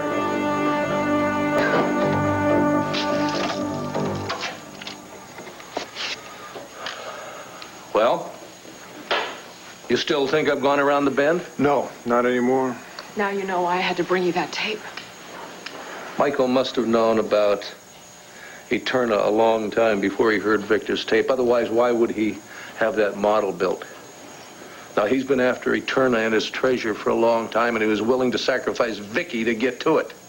I don't blame you for hating Michael. But if he's trapped out there with Vicky and the others, I have to try to rescue him somehow. No, well, you don't have to worry. We're going to find him. Mrs. Grant, I think my brother and I would like to sit down with him and have a little talk about what he's done. Isn't that right, Clint? Clint? The tape told me more than I bargained for. It tells me that Vicky's young lover was the father of her daughter. Yeah, but it still doesn't say who the young man was. No, but it tells me enough. It tells me he's from Eterna. My theory's right, Bo. Vicky's past was so closely connected with Eterna that her search for her daughter led her back there. I just hope that her search for her daughter had... No. Hey, if she's down there, we're going to find her. We're going to find all of them. I hope and pray that you're right, Bo. I'll add to that. I hope that when we find them, it's not too late.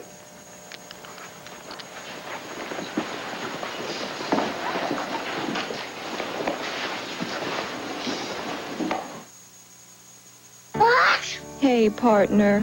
You got the sneezes, sniffles, and a runny nose? Yeah. Well, Children's Coat Tylenol takes care of all that and has Children's Tylenol fever. Damn it, you boys, I'd all night to get this drill going.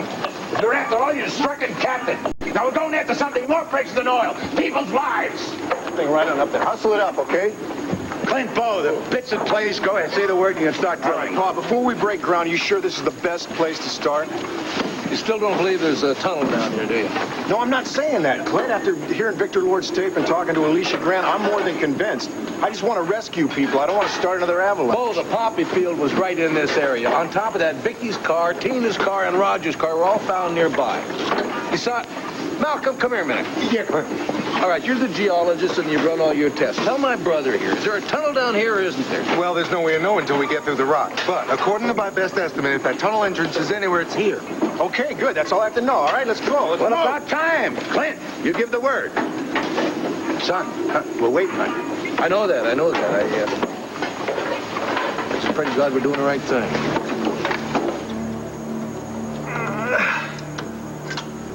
All right, here goes. Come on, baby, let's do this. Go. Oh, man. Whoever told you were any kind of an electrical genius, Cordero? Couldn't even finish a damn flashlight if you had to. Don't talk that way about my brilliant husband. Well, I'm sorry, honey, but your brilliant husband is about bust, man. I can't believe it. Honey, you can't do that. I mean, don't say it. You've been working on this thing for hours. And besides, if you lose hope, then I'm gonna lose what I have. Honey, why? What's the matter? What happened? Honey, look, I know I promised to be strong and brave, but I just can't. I can't do it. Honey, what is going on? Will you please tell me? Look, after you left, I went exploring. I thought I could find a way out of here or something, but I found something else. Something that took away what little hope I had left. There. Don't you see? There's nothing there to see. It's all dried up. Not according to this journal. What I read here is correct. If what's correct? Roger. Vicky, we were just surveying the bridge. I had this wild notion that maybe it leads to a way out. Just a wild notion. What's that you were reading? Michael, no more secrets. Not when our lives are at stake. I was going to share it at the proper time. Well, let's just say that the time is now. What is it? It's an old journal. I stumbled across it in the library. If what it says is true, we may have found our salvation.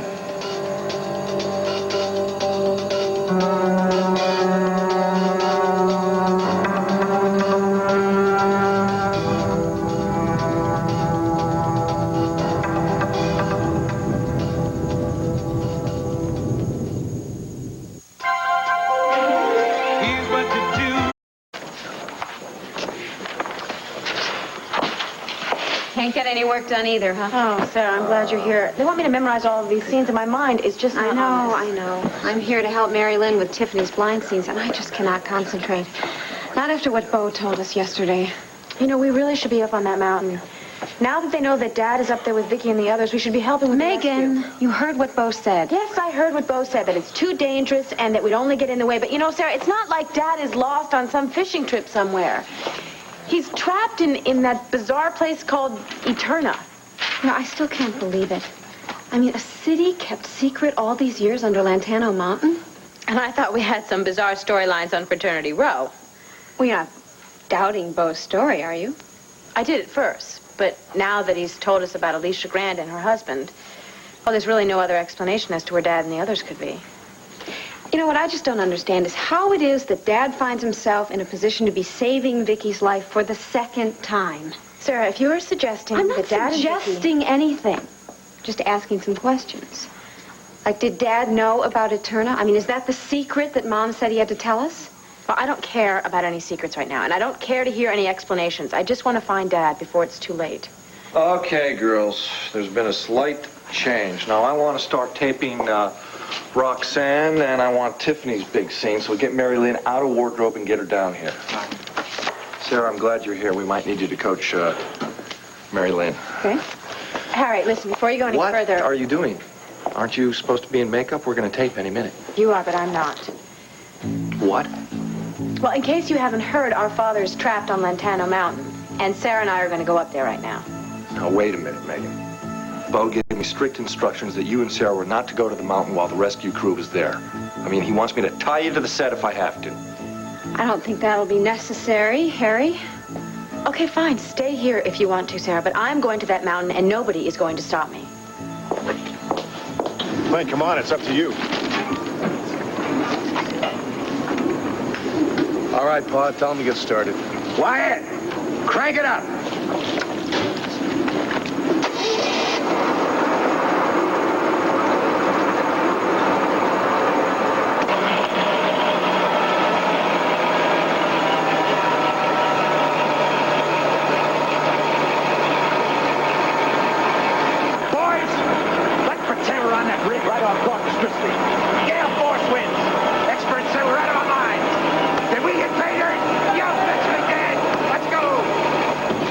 His element, isn't he? Yeah. That crew would go halfway to hell and back for him. I just hope we don't have to drill plug that. We got to talk. Yeah, what is it? Well, anything you got to say to me, you can say in front of my brother. Okay. You asked me to use my expertise to locate the tunnel entrance. I did that. But now I gotta tell you one more place. I know it isn't going to be easy, Mel.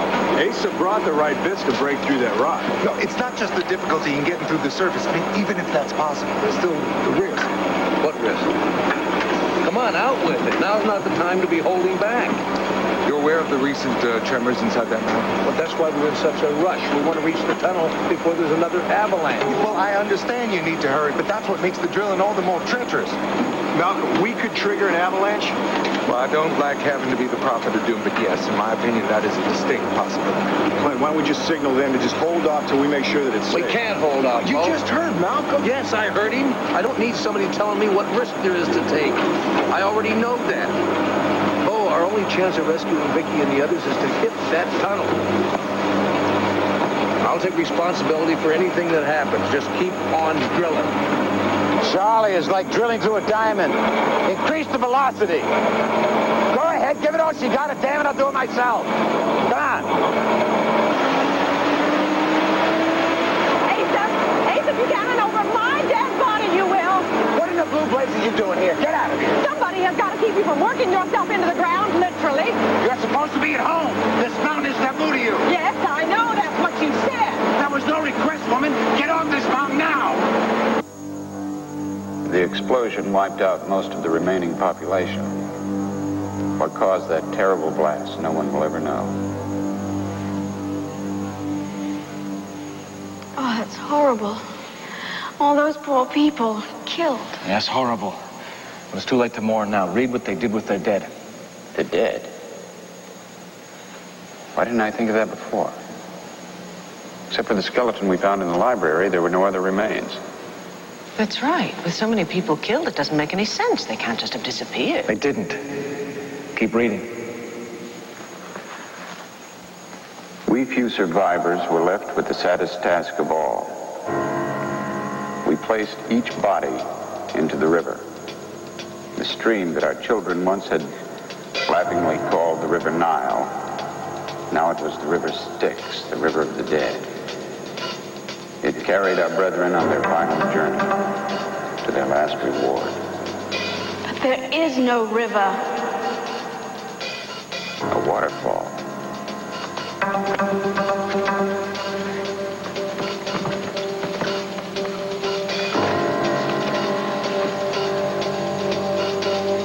Emerging through that wall up there and cascading down below.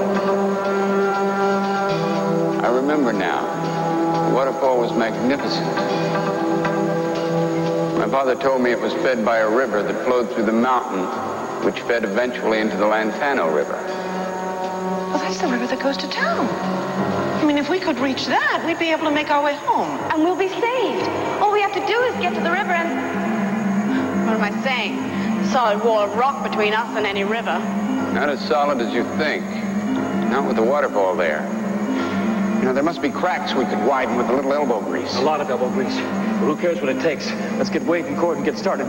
Our way out of here is just behind that wall. Fools! You mustn't touch that wall. If you do, we'll all be destroyed.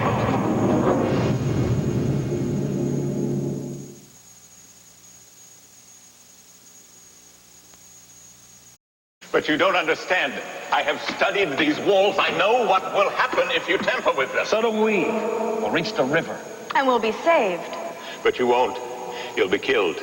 Oh, Leo, is this another one of your tricks? No tricks, Vicky. You have no reason to trust me. I realize that. But when it comes to understanding the geological forces in here, you have to admit I am the resident expert. The resident basket case. Just tell us what the vibrations mean. They're caused by a fault deep beneath us at the very heart of the mountain. A fault? Like the fault in California? She understands. This entire city is resting on the fault line. The vibrations tell us that it is getting more unstable all the time. As God is my witness, cut through that wall, and you'll bring the entirety of Lantano Mountain crashing down upon us. Roger, could he possibly be right? Without a geological survey of the area. It's typical. We're standing astride disaster, and he wants surveys. and you people think that I'm crazy. No, I don't trust Leo any more than the rest of you do. What if he's right? Sis, dearest darling, my heart is yours, not for one day, but for every day. Be mine as I am yours. Your love and Valentine. And to think that these two people loved each other so much and all their dreams were shattered here in Eternum. I mean, look, just because it happened to them, it doesn't mean it's going to happen to us. I know that. I keep telling myself that, but that it won't happen to us. But what if I'm wrong? And what if we're going to have the same fate that they did? That's not going to happen, honey, as long as I've got a breath in my body. Do you know that? And I don't need any Valentine to tell you how much I love you and to tell you that we're going to grow old and gray together, counting our grandchildren. I think that's what I keep telling myself. I want to believe that so bad. It's just, look at, I mean, since we've been missing, the world goes on just fine without us. It's almost like we never even existed. Honey, will you stop that? Now, I'm telling you, by now, people have got to know that we are missing, and I bet you they're looking for us right now. Yeah, but what about in the meantime, huh? What about everything we've already missed? Look, yesterday was Valentine's Day. If we were home, I would have showered you and CJ with presents. Speaking for CJ and myself, we don't care about presents. All we care about is you. Tell you what, why don't you pretend that this Valentine came from me to you? Will you be my Valentine? You're making fun of me. Well, I would never do that. Come on, why don't you read it? One more time. Dearest darling, my heart is yours, not for one day, but for every day. Be mine as I am yours. Your love and Valentine. You always know just what to say to me. Honey, the only thing I know for sure is that next Valentine's Day, you and I will be reading this to our beautiful little boy. I feel so ashamed for being so scared. Look, I know I promised you I'm going to be strong and brave, and I will. I'll be so strong and brave you won't even believe it. You are entitled to let your guard down every once in a while. That's what I'm here for. No. It's not right. I'm going to be here for you for a change. I will. That's important to me. So listen, genius, you just go back to work, and I'm going to go find Ricky.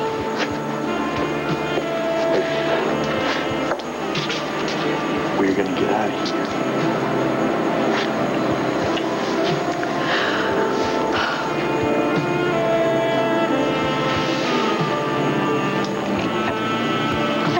Go on. Yes, ma'am. Okay.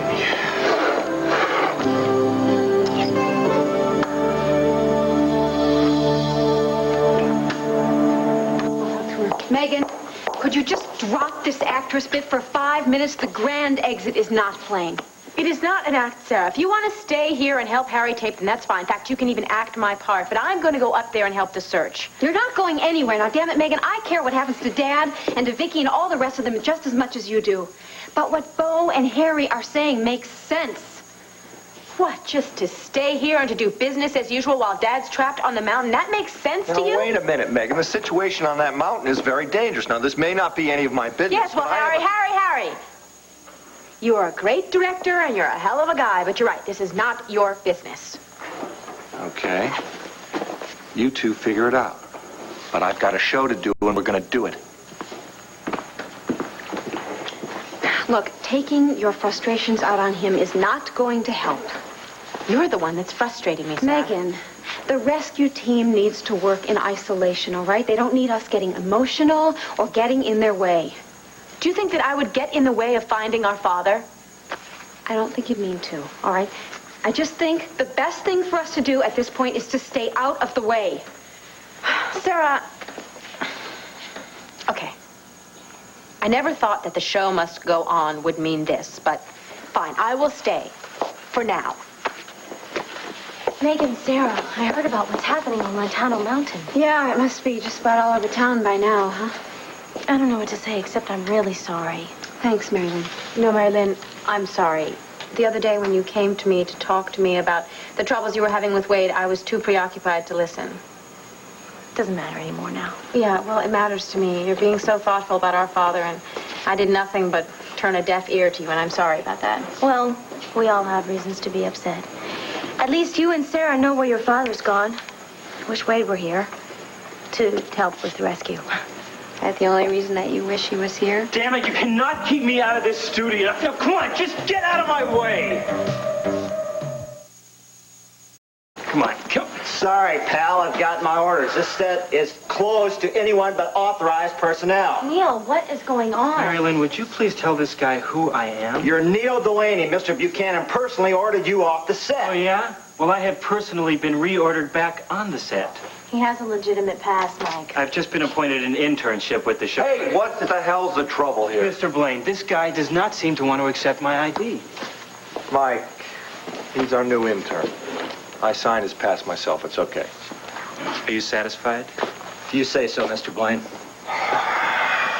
Thank you, Mr. Blaine. Look, kid, stay out of everybody's way, all right? Okay, let's go right to the dean's office. Sarah, stand by while we block Tiffany and Megan's scene. That's why I'm here, Harry. Well, you're just full of surprises, aren't you? Oh, well, you mean the internship? Well, I just put in an application and I got accepted. Just lucky, I guess. Neil, those internships for college seniors who want a career in television. You've already graduated. Okay. I pulled a few strings. I did Mr. Blaine a favor once, and he's paying me back with the internship. Well, knowing how Bo Buchanan feels about you, aren't you afraid you're setting yourself up for another confrontation? Well, from what I can understand, Bo's got his hands full with what's going on at Lantano Mountain. And besides, they still haven't caught Randy Stone yet. And I think you're still in danger. Neil. And I told you before, I am not going to let anything happen to you. Well, no, come on. I mean, what kind of a fan club president would I be if I didn't protect my favorite TV star? Well, Randy Stone is really the last thing on my mind these days. Wade? He still hasn't called you? Damn. I mean, I just don't understand what kind of a guy would let his marriage end this way. He hasn't ended much. Oh, who am I kidding? If I haven't heard from him by this time. I'm very sorry, Mary Lynn. You know, it's just that we have been through a lot together. And I just can't believe he would just pick up and leave like this, just vanish. Neil, I just had a terrible thought. With all those people that are trapped up there on that mountain, what if Wade is trapped up there with them?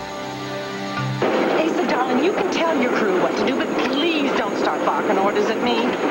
You are not talking to a crew chief. You're talking to your husband. I told you not to come up there. There's already been an avalanche, and that drill is liable to start another one. Well, then, darling, we'll deal with it together, for better or for worse. Isn't that what we said? Love, that's sickness and health, and it doesn't count with natural disasters. Well, I am sorry. The vow that I took means everything from flu bugs to avalanches. Renee! Asa, please, do not start bullying me. I have been down at the bottom of this mountain with the police. I've been waiting. I've been trying to be patient, waiting for somebody to say something. I can't. Tina and Vicky and Cord are my family, too. But we all have a part to play. Mine is here, yours is there. Darling, you said it yourself. You're not the crew chief, you're my husband. That means we share in everything. Honey, within reason, this is too dangerous. Yeah, well, that's reason enough for me. How long has it been since these men had a break? A break? They're up there to save lives. If they have to stay here 24 hours, so be it. Darling, I am telling you, you cannot work these men like a pack of mules and expect to get the best out of them. Oh, don't worry, I'll take care of the details. Wait a minute, details? What details? We're going to have a refreshment area. We're going to have bottled water. We're going to have coffee, plenty of sandwiches, and lots and lots of hot soup. Soup? And there is the fatigue factor. Darling, I suggest that you organize these men in shifts. That way you'll be able to conserve the energy. Are you telling me how to do my job? A job I've been good at all my life? You're right. How soon can you get the soup up here? No. Damn it, how can that happen? Oh, Clint, what is it? The drill bit broke. Malcolm, how fast can you replace? Oh, right away. We got backups in the truck. Well, get this one out of the ground, put the new one on, and let's get back to work. Yeah, follow me.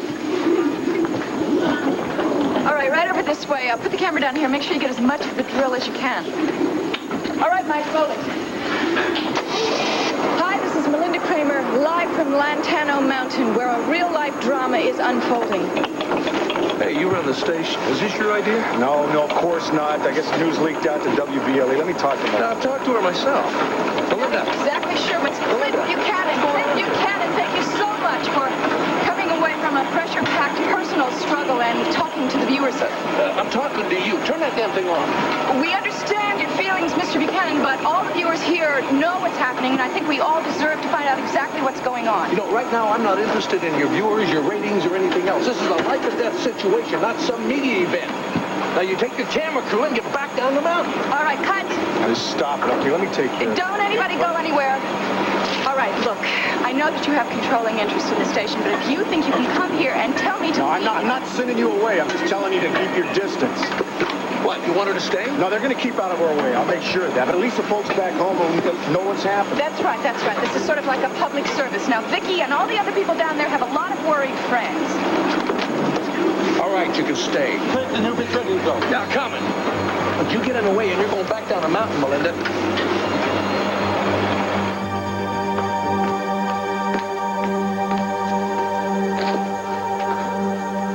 Why are you wearing that uniform? They're clean clothes, sweetheart. Vicky, it's a lot more than just being clean clothes. It means you're giving up. No, Tina, no, I don't see it that way at all. Honey, as long as we're forced to stay down here, we have to adjust, we have to adapt to stay alive. Stay alive? You call this living? I don't believe you. Are you really so happy to have found Roger Gordon that you're content to stay here in Eterna forever? Are your kids tired of the same cold breakfast? Here's a hot idea. Delicious silver dollar pancakes and sauce. Tina, I realize how difficult it is to keep hoping. But honey, you are not the only one who's holding on for dear life. I am not about to give up. Then why are you wearing that uniform? Because my other clothes are filthy. Sweetheart, don't you have any idea how badly I want to go home? And it's not just to Clint and the children. I have another daughter who's waiting at home for me and who doesn't even know it. Roger and I have to get back to tell Megan the truth. I have to have a chance to make up for all those lost years. I'm sorry. I'm not trying to imply that you don't want to get out of here. But our getting out of here, our surviving has as much to do with our attitude as it does about any particular piece of equipment. Exactly. So you have to use whatever is available to keep the spirits up and to speed up the moment of our escape. I guess we just don't agree on how to keep our spirits up, all right? But I will do anything I have to get out of here. I will dig out with my fingernails. I will crawl out on my hands and knees, but I'm not going to give up these clothes because these are my last little bit of home. It doesn't matter, darling. Wear whatever you want. As long as we all agree to stay together. Always. Always. How's it going, Cord? Yeah. 10 minutes ago, if you'd asked me, I'd throw this whole damn unit at you. Now I think I'm one wire away from victory. Is there anything I can do? Just cross your fingers and your toes. Okay, here we go. Okay. Please, please, please. You can't believe it. You got all these wires right back here? Look, I don't think it's the wires anymore. I think it's this damn switch. You know, I've done everything I can to improvise on it, but it's just still no good. Great. What do we do now? Now I gotta go back to scratch. I gotta start all over again and try to rewire the switch. Well, look, I can go scrounge around for parts. Look, I think your time would be better spent trying to find another way out of here. I think we better face the possibility that this transmitter may never work. Okay, I'll go back to the library and look at old maps. Call me if anything good happens. You'll be the first to know.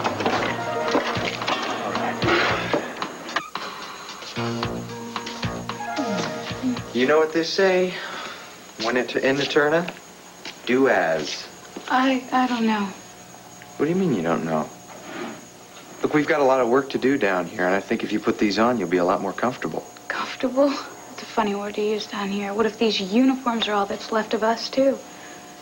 Where'd that come from? Why are you thinking this way all of a sudden? Look, I told you I'm going to do everything I can to get us out of here, but you've got to do your bit, too. I'm trying.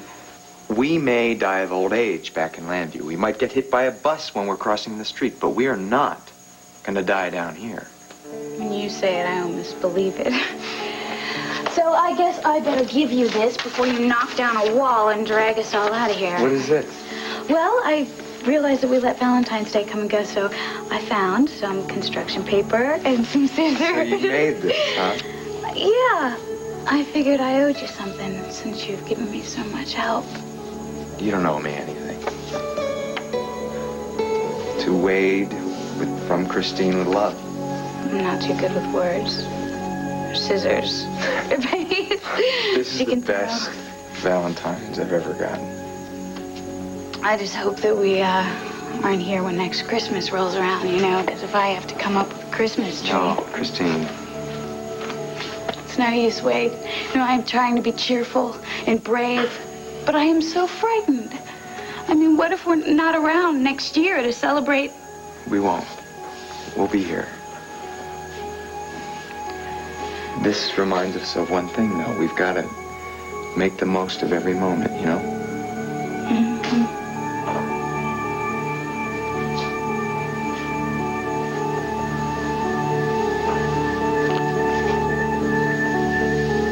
Why didn't I think about this before?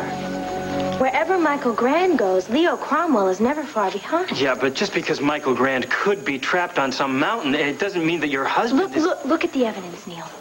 Christine says that her father's been under Michael Grand's thumb ever since he came to town. Well, I mean, you believe Christine Cromwell? Wade does. He swore that Christine and her father were manipulated into tricking Vicky, making her think that Christine was her daughter. Yeah, but you can't believe Christine. I mean, it could be a cover-up. And besides, no one has proved anything against Michael Grant. Okay. Well, think about this. Leo and Christine have both disappeared, and Wade was seen with them. Yeah, but in Canada, which is a long way from Lantano Mountain. Well, what if they doubled back? And what if all that digging that Leo's doing up on the mountain has to do with this place called Eterna? He and Christine could have lured Wade into going with them. Look, Mary Lynn, I understand that you're worried, but I have heard the news reports, and no one has mentioned anything about Christine or her father being trapped up there, and certainly not your husband. That doesn't mean they're not there. It would explain everything. Wade's disappearance, why I haven't heard from him. Look, Mary Lynn, you know, it's very difficult for me to be in this position. I mean, I always find myself being forced to say things that are going to hurt your feelings, but I mean, you have to face reality. Wade is not lost on some mountain somewhere. He's gone. He's out of your life. And he's never coming back.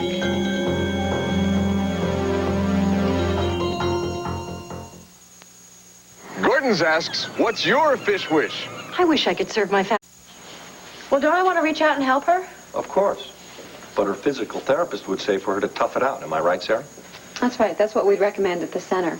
It might seem sort of cruel at first, but it's really the only way... Look, on the monitor. What? The news crew just got to the mountain. After an all-night attempt to break through the granite surface of Lantano Mountain, there's been a dramatic turn of events. Mystery continues to surround the so-called city of Eterna. All we know is that the Buchanan family believes that such a city does exist beneath this mountain, and that they also believe their loved ones have been trapped underneath. As you can hear behind us, the rescue attempts have reached a frantic pitch. Bo Buchanan, please. No, not now, Melinda. Just a moment, please. This is Bo Buchanan, who is the co-owner of WBLE and naturally a very interested party here at the drill site. Mr. Buchanan, we understand that the drill broke down earlier, that it's now been repaired. Yes, excuse me. Just a moment. Malcolm's here, get up here. All right, I gotta get back. Just one more question, please. We've also heard that the drill has cut through some very heavy rock, found a tunnel that supposedly leads into the city of Eterna. Can you confirm this for us? Talk to the geologist for a confirmation. All right, all I know is we've hit some kind of an open space. Will you excuse me? There we have it. After all these hours of frustrating work now, a glimmer of hope.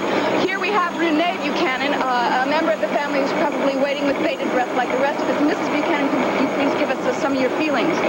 Malcolm, we know we've broken through to something. Is it the tunnel or isn't it? I was just rechecking my calculations. The hell with your calculations? Did we hit the tunnel or not? Well, near as I can figure, based on Victor Lord's tape and the depth we dug to reach an opening. Yeah, this should be the tunnel. All right. Hey, Colin, did we find them? Well, no, we found a tunnel, honey, but that's a start. Well, we're not sure that Vicky and the others are actually in the tunnel or even if they're in the city underneath. But at least it's the best news we've had for days. Malcolm, what do we do now? I'll tell you what we do now. We get a bigger drill bit, widen the hole, and send a rescue team down. Not yet. Just to be on the safe side, I want to run a seismic test. No more tests. We go inside. Listen, please, I got to know if this is a tunnel or just some natural opening in the rock. If the people are down there, I got to know if we're on the right track or not. All right. Do your test, but make it fast. Well, it'll help speed things up if you and Bo lend a hand with you. Why don't you say so? Get the camera out of here. What are you guys doing up here? Get, go! Get out of here. You know, Renee, experts, huh? In my day, we blow the hole wide open and we jump in feet first. John, please, have patience. I know how hard it is for you. And prayer, because we're going to need a boat, a lot of boats before this is over. What's wrong? I can't give into that feeling right now.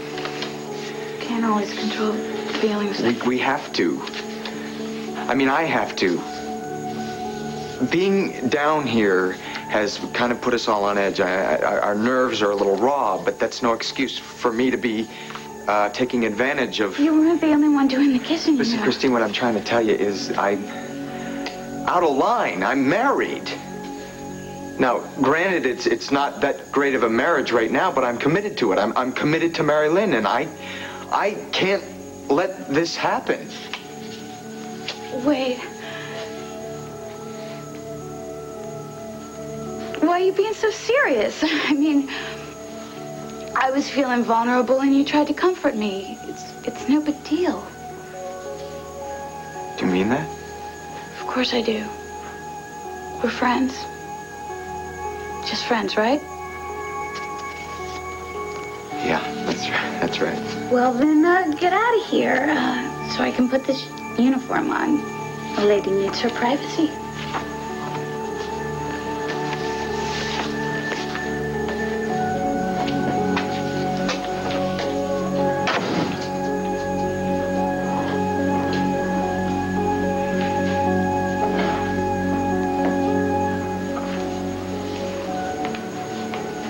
Don't strain your eyes.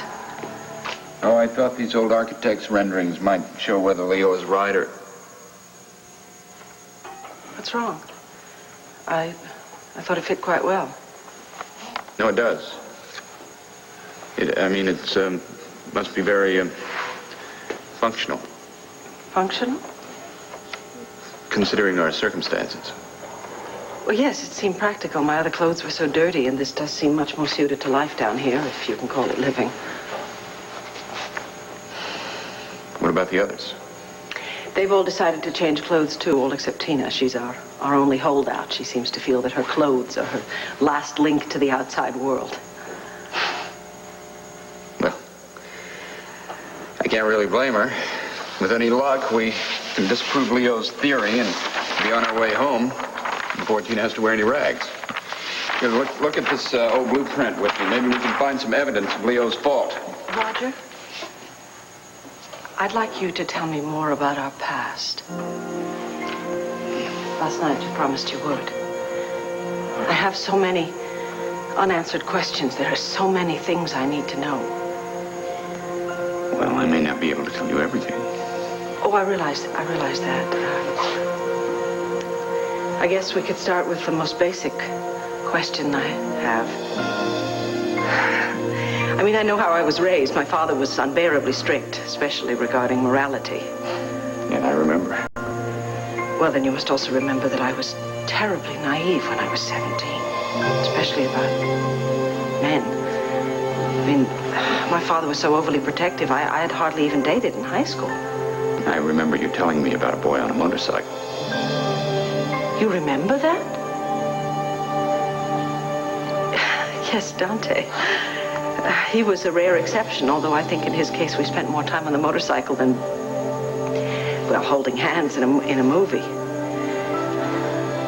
I just can't see how it's possible that you and I, well, that we... Make love. Yes. It's a very simple answer to that one, Vicky. We were in love. Well, I'm sure we thought we were. I mean, most young people feel that way when they have a strong attraction, but after a time... No, that's just it, Vicky. Time and circumstances serve to strengthen our love until we...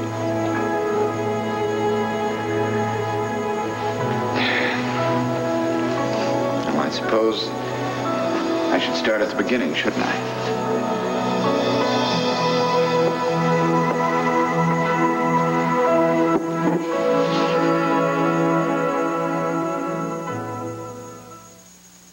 I want meteor.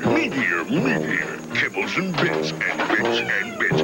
I said meteor. pupils and... Renee, I have not been this nervous since one of my sons were born. Too bad old Doc Armstrong is near now. Darling, we got all we need, this family. I mean, the way Bo and Clint are pulling together. Yeah. Too bad that we need those people down below to help, too. Bob, I heard what you said. Now, you know that Vicky's strong enough to keep everybody together down there. And the good Lord knows that Cord's the guy you want on your side in a crisis. I say amen to that. The Buchanans have got this situation roped and tied. It can't be, Malcolm. Now, come on, check it again. No, Clint, I'm sorry. There's no denying the results. Now, what results? What's happening now? He says we've hit a dead end. Malcolm, we drilled right through that rock. That's right, Asa, but we didn't hit any tunnel. You see, the trimmer that went through this area, they threw off all our instruments. Malcolm, speak English so the rest of us understand it. What we thought was a tunnel turned out to be a fault line in the rock. So what are you saying? We have to start drilling all over again? Well, we can't be very far from the tunnel. Well, come on, let's get going. We're wasting time. No use crying. Don't we have a reserve crew down there? Oh, yeah, Renee had made me leave some men at the base waiting for a new drill to arrive. Oh, get on the radio and get those fellas up here. We're going to get through if it takes us all night. Good. Go back with me to the time after we got to know each other. After we grew to care for each other up on this mountain.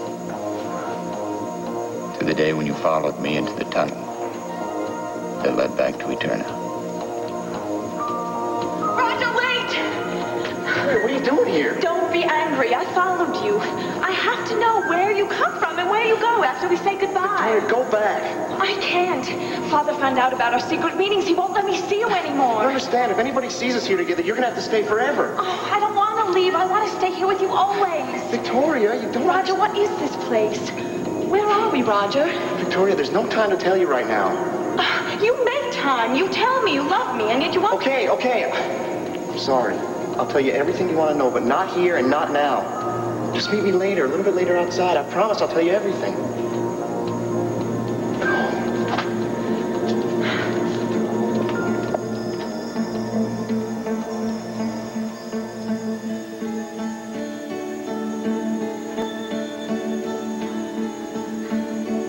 Yes, I remember it now.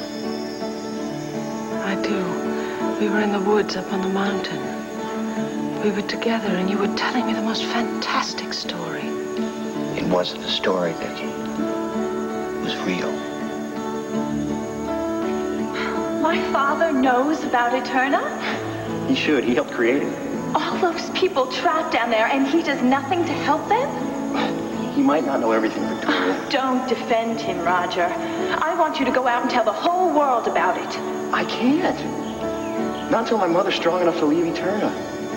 Look, if the city were discovered now, she might be made to suffer. My own father might punish her. That's how power mad he is. So you're going to let my father and his partners get away with what they've been doing? No, not a chance. They will face the consequences if it takes me a lifetime. But for now, I have to continue to come and go as I've been doing in secret. But Roger... Victoria! It's the only way. But pretty soon we'll have my mother up here, and I'll be out here to live as a free man. Of course, I won't be free for long. What do you mean? I mean, you'll have to marry me.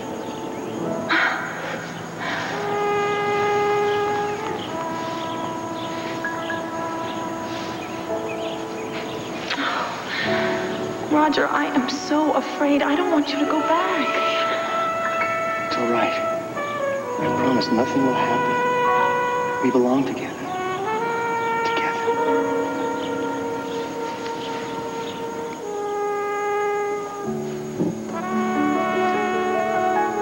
Yes, it was real, wasn't it?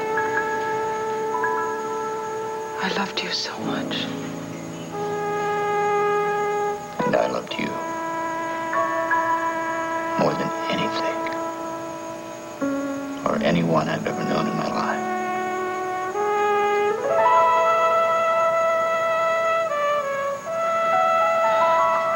But surely, once you became a man and Eterna and I were just memories, you found other loves. Other loves. Yes. Yes, of course. Oh, listen up. We got some great news. Hey, yes, my husband's a genius. He did it. Did what? The transmitter, you got it working? Oh, well, you can't exactly pick up the top 40 station, but it makes some noise. What Tina means is we're not going to be able to send out a voice message because there's too much static. But we can send out an SOS using Morse code. Oh, Cordero, I love you. Oh. What are we doing standing here? Let's go put Court's masterpiece to work.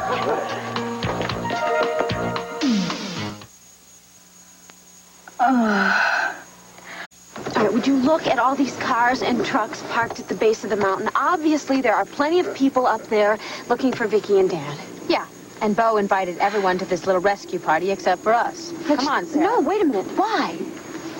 Because, look, I think we ought to just turn around and head back to Landview, all right? We'll be back at the studio before the lunch break is even over. What are you talking about? Since when do you put Bo's orders in front of Dad's life? Megan, I'm not doing that. Oh, come on. You have been arguing about this since we left. Coming up with the most ridiculous excuses that don't make any sense at all except that Bo said so. All right, first of all, there is absolutely nothing that we can do up there. Secondly, we have made an obligation to Fraternity Row. Megan, you have a contract. And I told Mary Lynn that I would help her with Tiffany's blindness scenes. Listen to yourself, Sarah.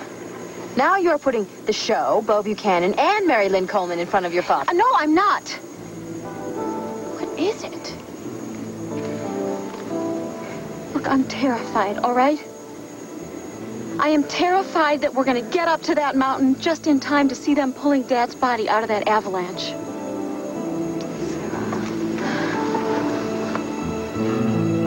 That monster they're putting on works 5 times harder than the smallest bit. Yeah, if they ever get it running again. Oh, Flint. Have a little patience, you know. Everybody up here is giving 110% of themselves. I know that, Pa. I know that. Why on earth are you grinning? At you. For telling me to have patience. Now, that's Renee's influence. There's no question of that. Yeah. You're right. You know, she took on a lot organizing the chow for this whole crew and the other crew.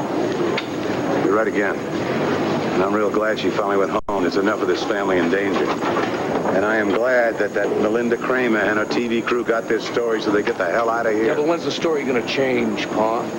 We're not getting anywhere. We don't even know if Vicky and the rest of them are in the tunnel. Hell, we don't even know that there's a tunnel down there. The larger bit's in. We're ready to roll. But what the hell are you waiting for? Start drilling. We can't. That geologist, he's having a fit. Wait! Well, listen, we can't use that bit. Malcolm's convinced it'd bring down the whole city of Eternity, kill anybody who's trapped down there. Are you okay? Look, I know none of us are okay here, but you seem so far away, so distant.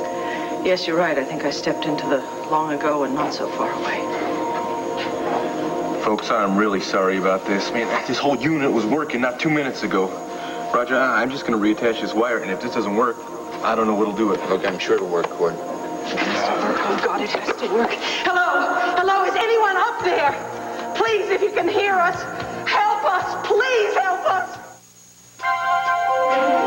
Here's what to do. Telling me that Malcolm thinks there's going to be a cave-in? Yeah, I'm afraid so.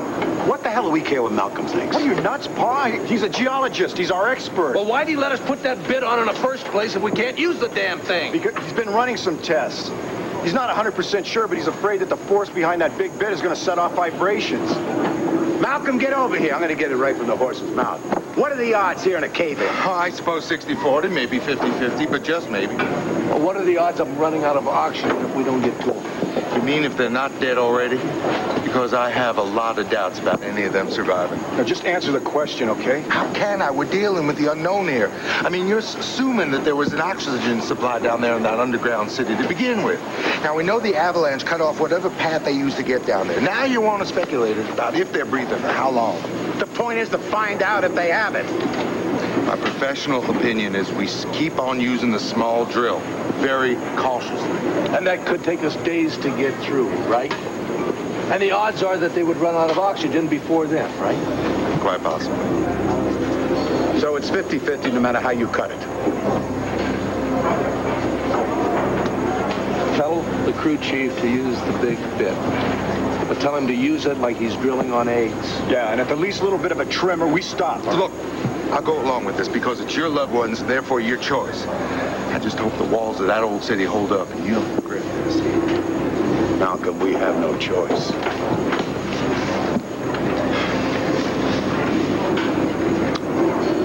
the crew chief. What a situation. Guys. Rafe. Oh, Rafe, you got anything? Yeah, I mean, like 100 men with picks and shovels. Yeah, maybe something better, Ace. I got a portable radio transmitter. I brought in a police operator from headquarters. Rafe, you think that people disappeared down there carrying walkie-talkies? It's possible. If they're really trapped in an underground city, there could be radio equipment down there. You know, it's just like you and your boys that come up with something worthless and just make it look like you're doing something. Pa, just cool it, will you? Rafe, get to work on that radio. Everybody's standing around here talking about something. Nobody's doing nothing. Vicky, please. I told you there's too much static on the line to send any kind of a voice message. I'm sorry. No need to be sorry. Well, should we try, like, the Morse code, then? Well, all I know is the standard SOS. What about you, Roger? Well, I know it all if I can remember it. When my father closed the exits to this place, this group determined to find a way out tapped out codes for hours trying to reach the outside world. But it never worked, did it? Well, then why are we pinning our whole lives on it? Well, maybe there's somebody up there trying to find us with a receiver, hoping to get a signal. Okay, Roger, you give it a shot then. Okay. Well, I think a simple SOS is our best shot, don't you? Yeah. Yes, I do.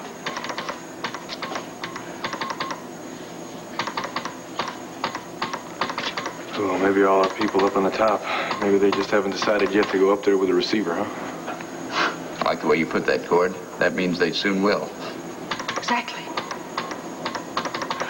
You know, we could do this in shifts. If you guys want to go rest up or something, that'll be fine with me. Actually, honey, I want to talk to you about something. I made a decision. Sure, honey. I'll stay and keep Roger company. I'll be in charge of praying. Look, someone is going to hear this. I know they will. Sure. Let me know when you get tired, Roger.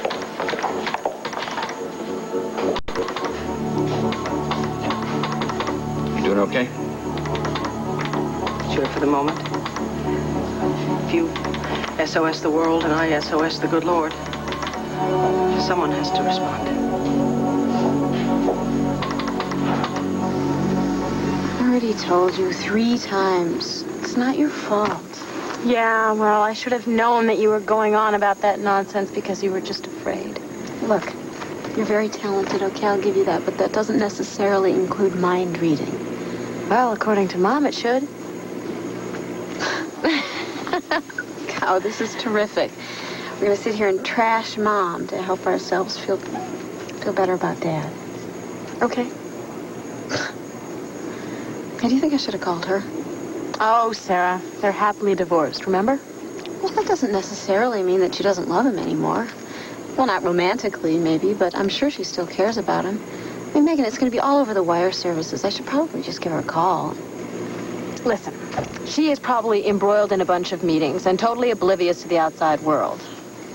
Now, I say that we get out of this car and up to that mountain, and we help the workers with all the machinery, and we find Dad and the others. Just wait a minute. There's one other thing that I want to talk to you about. You're the one that's so eager to get back to Landview and start taping Fraternity Row, but okay.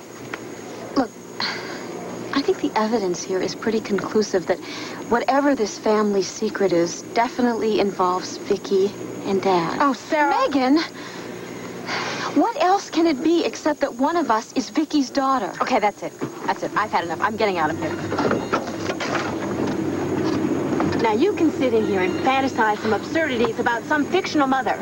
But I'm going to go up to that mountain and save our very real, hopefully very much alive father. Fine. I'm coming with you.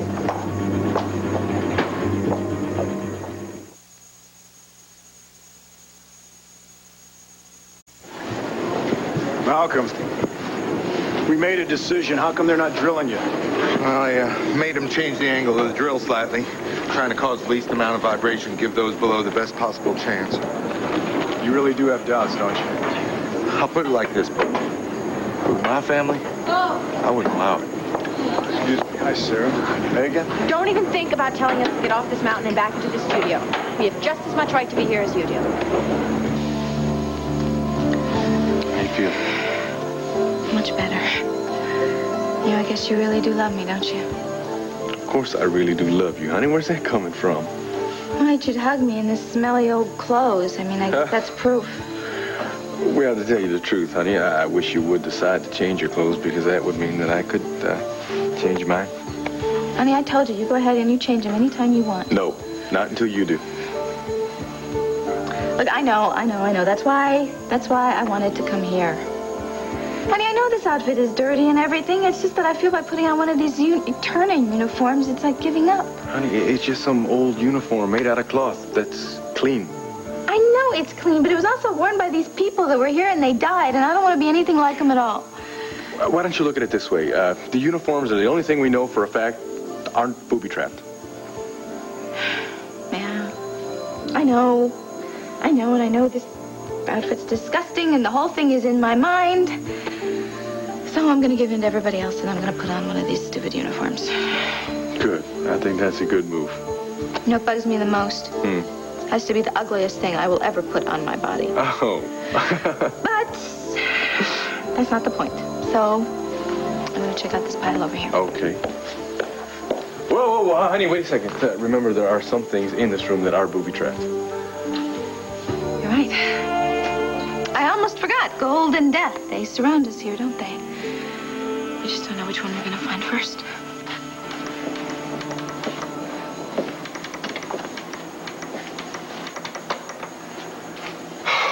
No, I know we have to tap out. SOS for 24 hours. This lack of response is getting to me. Yes, I know, me too. Why don't you give it a rest for a while? It's a good idea. Now, I need to stretch. I just know that our families are up there with the police, the fire department, the National Guard, and probably every Boy and Girl Scout troop within a 500-mile radius. And every piece of machinery that was ever invented. If they really know that we're here. Well, I hate to say this, Vicki, but except for my former wife, the only people that know about Eterna are trapped down here with us. Yes, but Roger, they're going to find our cars on the mountain, aren't they? And they're going to know to concentrate their search in that area. Or maybe they will hear our signal, or maybe Carrie went and told Clint all about Eterna. Although I expect you probably told her never to talk about it. Yes, but I'm sure she'll come forward if she knows our lives are at stake. Would you mind telling me a little bit about Carrie as Megan's mother? Well, she fell in love with Megan instantly, which wasn't very hard to do. Megan was a beautiful, blonde, blue-eyed little baby. Most beautiful you ever saw. Makes me very sad that I can't picture her as a baby, though. Oh, don't worry. When we get back up the top, I've got tons of photos. Anyway, Carrie adopted Megan, emotionally as well as legally, when we married. So she was a very warm and a very loving mother to her then, was she? Oh, absolutely. And then when Megan became a teenager, of course, this normal strain developed between them, and now Carrie has an easier time on a day-to-day relationship basis with Sarah than she does with Megan. Well, that's understandable. I have the same problem. You know that we're going to be in for a lot of pain and grief when the truth comes out. Oh, yeah, Megan's going to be furious. And her fury can be intimidating, but we can deal with it, and I think Carrie will come to our help. She must be quite a woman. Yes. 2 times I've fallen in love, I've shown excellent judgment. Well, I guess I better get back to the radio and send this signal up to the surface. Roger, do you think that Megan will just reject me? Oh, of course not. No, you two will get along fine together. I certainly hope so. I have such a longing to see my children, to hold them, all of them. You just hang in there, Vicki. That's what we're working on.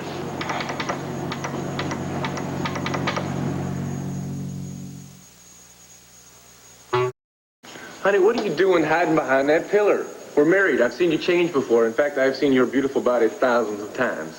I'm not hiding from you, honey. It's just there's a mirror back here. And what does the mirror say to the fair maiden? That I'm getting fairer and fairer. Oh. Well, hey. What are you laughing at? It's not supposed to be funny. Honey, I'm not laughing at you. I just think it's funny that you can take any situation, you can take any type of clothing, and you can come out looking as chic and as beautiful as ever. Really? Yes. Really. Oh, honey, I just wanted to try to look good for you, that's all. And I thought, maybe I could take some of the curse off this. Oh, Tina, always thinking, huh? Yeah. You know what I was thinking about, too?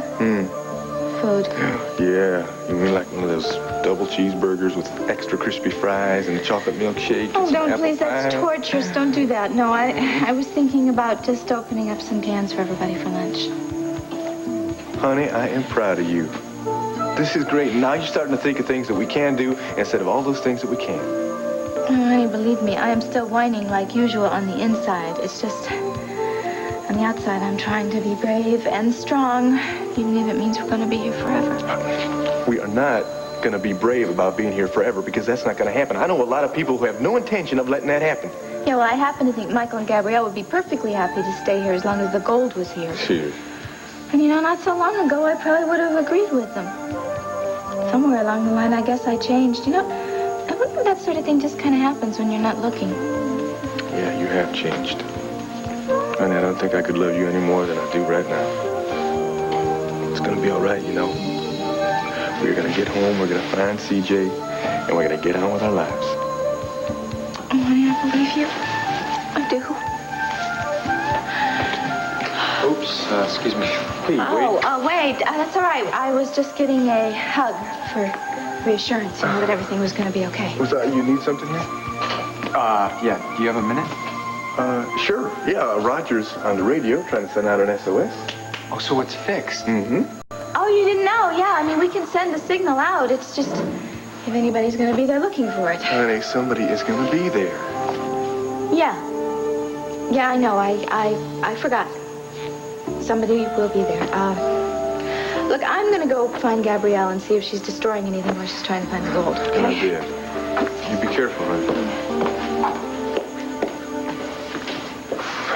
So what's up? Well, no, forget it. No, really. Well, what's the matter? What's up?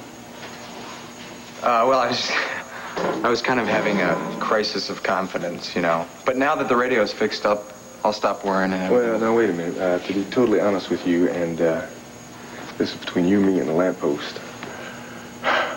See, I've been trying to build Tina up, tell her that everything's going to be all right, that we're going to get back home, and that we're going to be reunited with our son at any moment. Yeah, right. I keep doing the same thing with Christine, but you're not believing it, are you?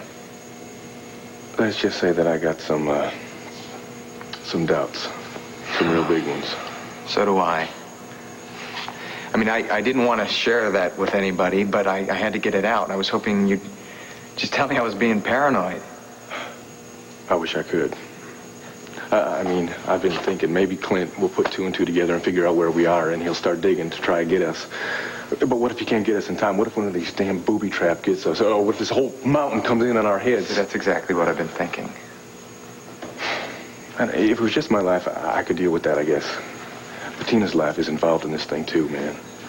I'm really glad that Marilyn is not down here, but I'm still can't help myself from worrying about Christine. I think we're all worried about her. She's had it especially tough because her old man is running around totally irrational all the time. I really hope that when I get out of here, Marilyn understands all this. Any reason why she shouldn't? Well, Christine's not in Landview. I'm not in Landview. She probably just assumes that I fell in love with her and ran off with her. I guess you do have a lot of things on your mind, don't you? Yeah. You know when people say that if they had their whole lives to live over again, they do it the same way? I used to say that, too.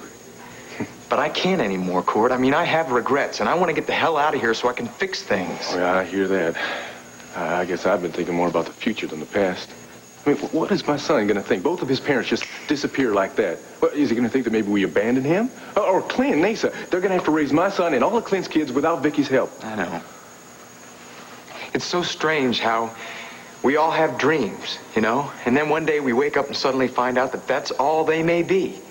Just sort of, thoughts in midair that used to make us smile. Oh, where you are. Hey, Christine, listen, I was just telling Wade that things are going to be going a lot better now because we got that radio working. Yeah. That's great. Yeah, it is. No, I'm not going to yell at you for coming up here, but... But the show has got to go on without us. Or at least without me. Well, have you heard any news from Dad or the others? No, I'm afraid not. Excuse me, Bo. Yeah. The crew chief says he's ready. Okay, tell him to start drilling. What's the matter? You look like something's wrong. No, no, we just have to use a larger drill bit. It's a lot riskier, but it's going to move much faster. Listen, do you have any idea why your father was up here with Vicky and the others? Not really. All we know is that the hotel desk clerk told us he got a message from Cord and then left. And then you know that they found Dad's Jeep here with Cord's notebook inside it, and that's it. Yeah, but why did Cord ask Roger to help him look for Tina? See, that's what I don't understand. There's so many more other people that they know so much more about this whole mountain than your father does. Well, I would like to know who led who into this mountain and into this underground city. Well, you can ask Michael Grand about that. Look, it was the avalanche, right, that closed the opening to the tunnel?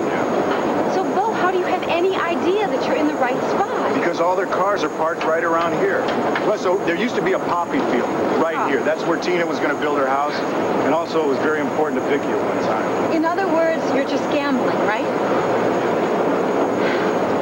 Being here, you know, and seeing how immense this mountain is. These people could be trapped anywhere. Bo! Take it easy. You have to just take it easy. Look, you came up here looking for reality, and now you're going to have to deal with it.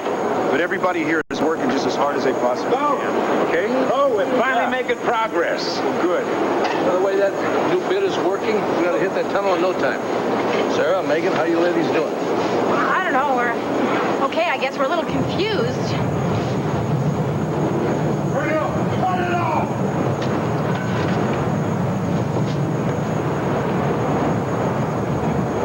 Oh, my God. What have we done? Roger, I don't know, Vicky. it sounds different than before. Yeah, it sounds like something's chewing rocks up. I wonder if machinery could cause that. What's going on? I don't know. Maybe it's a rescue crew. Sounds like an earthquake. Yeah, maybe the people trying to rescue us are about to kill us. So the radio is working? Yes, it is, but the problem is we don't know if anyone can hear us. Okay. Somebody up there, get this message. Stop that drilling!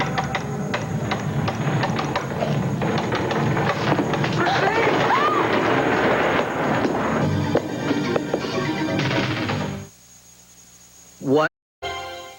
Wait, Christine! Vicky, wait! Are you all right? Yeah, we're okay. Is that it? I hope so.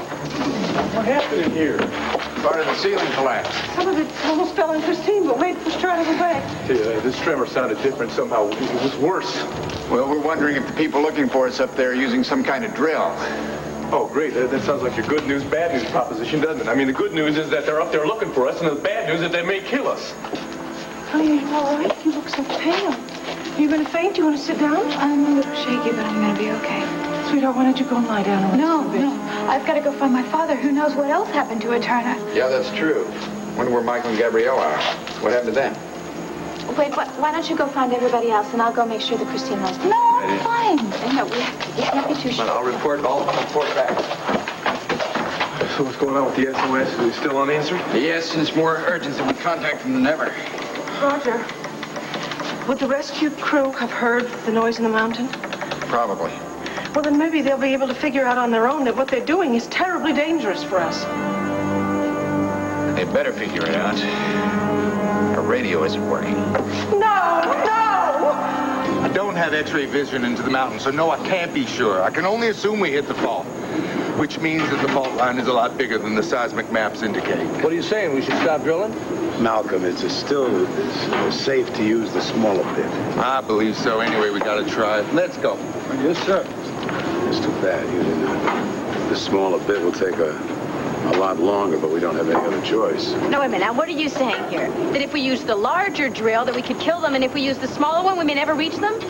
We have to figure out something else to do, something that's going to work. Well, I can tell you what to do, little lady. Why don't you grab a shovel and start hauling these rocks? Maybe you can dig a tunnel right to them.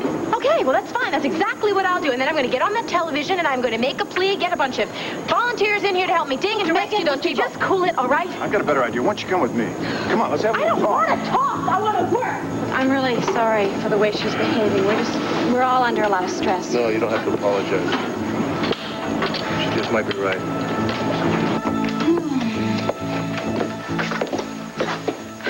Look, honey, why don't you lie down? I don't need to lie down, Tina. I need a new life. Starting with a new father. Different horoscope, I guess. I know exactly how you feel. How can you possibly know how I feel? Christine, look, my stepfather was a con man. He conned everybody, especially me. And then my real father, Victor Lord, didn't even want to acknowledge that I existed. I didn't even find out till a couple of years ago that he was my father and that I even had any family like Vicky. I never knew any of that. I know. That's why you didn't think I'd understand, but I do, as well as that I understand... Well, I see you're kind of hung up on Wade. Am I that transparent? Well, I can see it. I don't know that anybody else can. Well, you know, it's like one of those things that just happens and you never really mean it to happen, but then it does and then you're stuck with it. He's such a great person. I mean, he's the best friend that I ever had. Well, he must be, or else he wouldn't be here. Exactly. I don't know, Tina. Life is just so weird. One day things are going really well. You wake up in the morning and you look forward to whatever happens that day. Then one thing goes wrong, and then another, and then another, and then all of a sudden you've totally lost control. Believe me, I have been in that situation more times than I could probably count, or certainly that I care to remember. But the one thing I've learned about that is that life goes through cycles. And when you're in like a really bad one and everything's going bad, all of a sudden it's going to turn around. You'll have this break and everything will be great. And when you have that break, the important thing is that you learn something from all the bad times. Do you understand? Hi, girls. Guess what? I'm afraid to ask. That last tremor broke the radio and they're trying to get it fixed again. No. Look, I'm going to go check on Court. See if we can use some help. Thank you. It'll be all right. Yeah. Bye. I found your father. He's passed out in his bedchamber.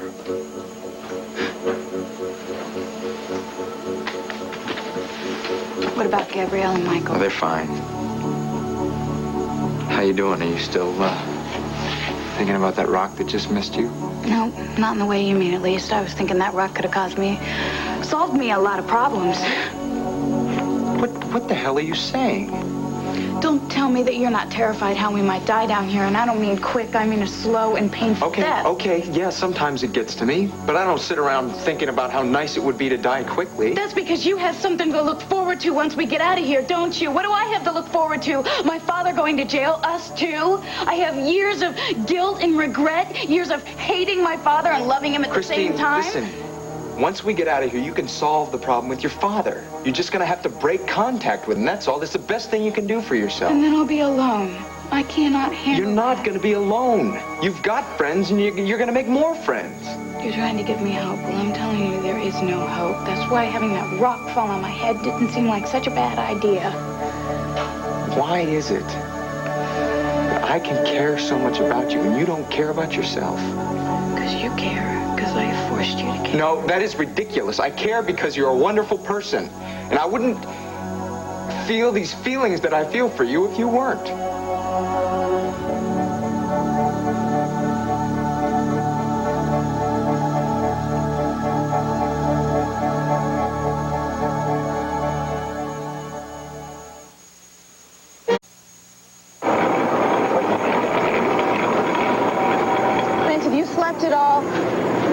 caught a few winks last night, but I've been worried about Kevin and Joey. You know, what they're thinking, what they're feeling. Listen, I would be more than happy to stop by and check on them Would if you you? like. Yeah.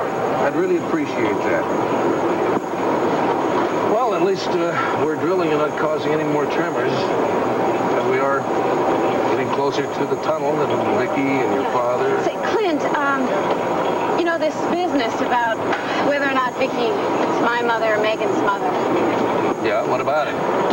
I know that I resisted it pretty much at first, but I did do a little investigating. Mostly because Victor Lord funded my father's EnviroCare organization. And? Well, I talked to his former assistant, Miss Lovett. Now, she says that she remembers when Megan and I were born, that Megan and I are definitely Mom and Dad's daughter. In fact, she even has birth certificates that say when and to whom we were born. Well, I know. She gave Vicky the same information. So, I mean, I thought that was that, but now Well, Miss Lovett could have lied. And certainly those birth certificates could have been forged by someone as powerful and with as much money as Victor Lord. What's your point? My mother told me that she and my dad have been keeping a secret from Megan and I. And with everything that's going on here, I just cannot help but believe that somehow this is all connected. That probably I'm Vicky's daughter. Well, you could be right. But at this point, it might not matter much anymore. Fine. Call the governor. Have him send out the National Guard. If we had another 1,000 men here, it wouldn't do a bit of good, Megan. We couldn't punch one hole into this mountain. Everybody has to come out through that tunnel. Okay, I just want to know when, okay, Bo? When? I'm not going to argue with you anymore. You know why? You just talk. You don't listen. What do you want me to tell you? This whole situation's hopeless? No. Everybody down there's going to die? No, of course I don't want you to. Well, you want to win this argument? Because that's the only way you can win it.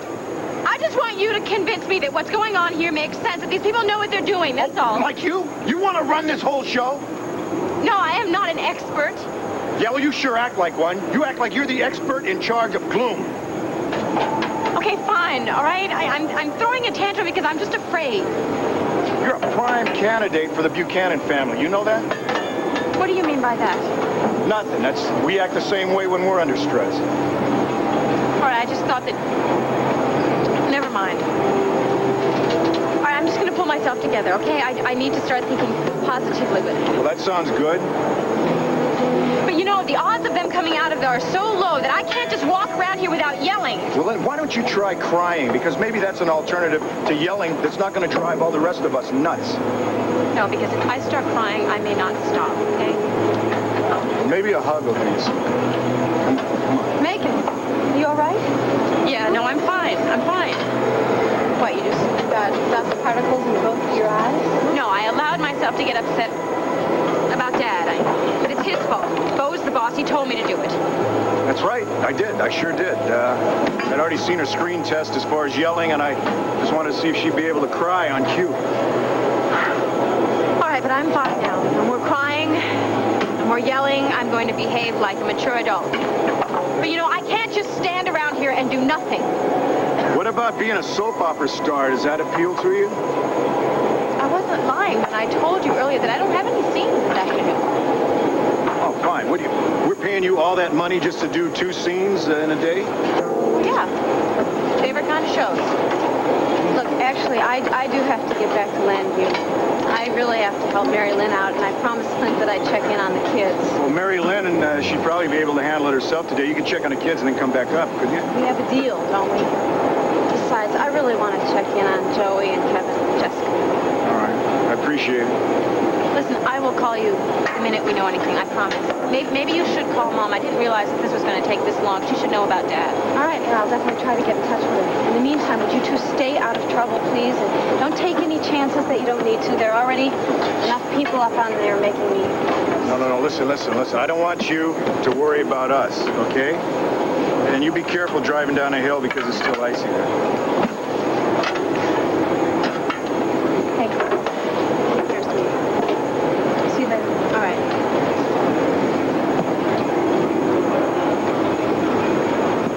She's quite a lady, your sister. Of course, you're quite a lady, too. Well, Well, I guess you could say it runs in the family. What's your mama like, Meg? My mom? Well, I don't know. She's great. She's very warm and caring. Actually, she cares about the whole world so much to the point you think she gave birth to all of us. Of course, we have had our ups and downs, believe me. I don't think I fit into the script that she wrote for me. But we love each other. Anyway, enough on that subject, Mr. Buchanan. Put me to work. Otherwise, I'm going to start screaming and yelling again. I am ready to haul some rocks. I'm ready to help with this rescue effort. Right this way.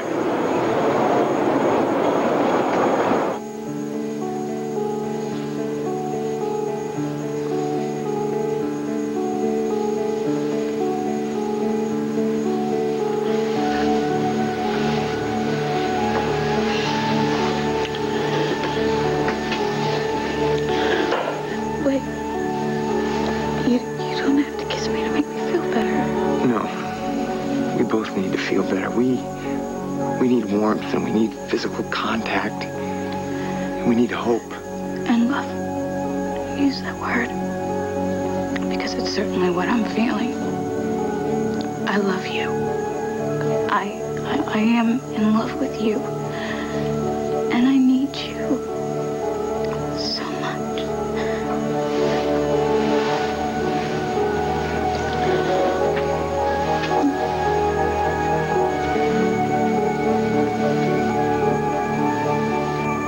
This bad wire, this must be the problem. I'll see if I can pirate one from over there. I'll be right back. Well, try it.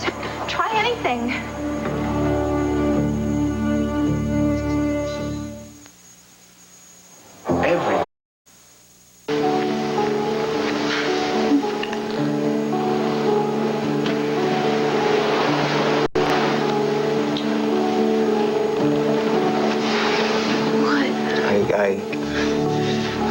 I can't. Never mind. To Mary Lynn. No, that's not it. Don't lie to me. You tell me to feel warmth. You tell me to feel hope. And then you pull away from me again. Christine, I'm not lying to you. It's just that I just now realized something that I hadn't before.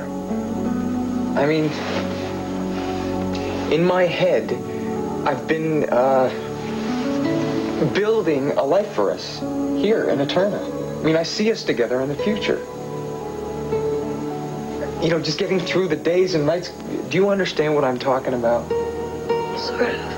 You're accepting the possibility that we might never get out of here. Yeah, exactly.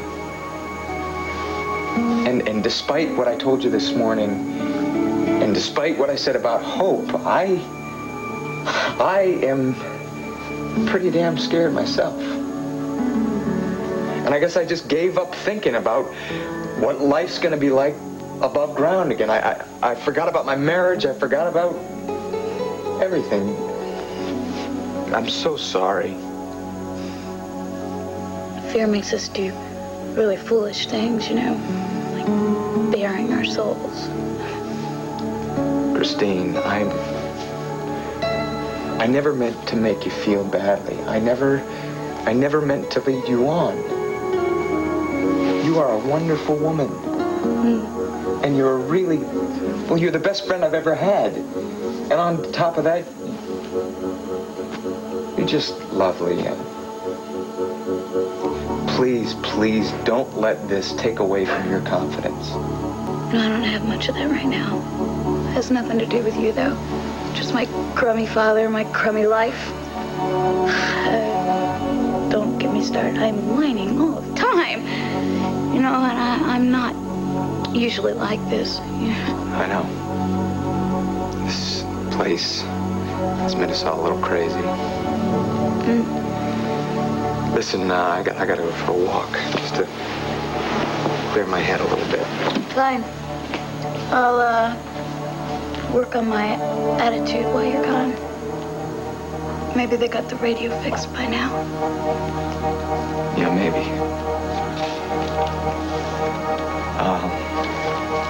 See you in a bit. All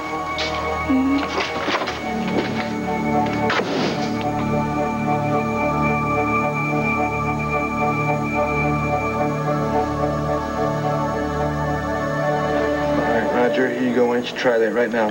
Okay, here goes. Ooh, yeah, we got it. Something here. Right. Let me tighten it down. All right. Okay, now I think we can start signaling again. Well, if there's anyone up there with a radio receiver, they're bound to hear the SOS signal, aren't they? Oh, thank God. Then we are going to see everybody else we love. You hold on to that thought. Okay. You changed clothes. Yeah. I decided to trade in symbolism for cleverness. Come here.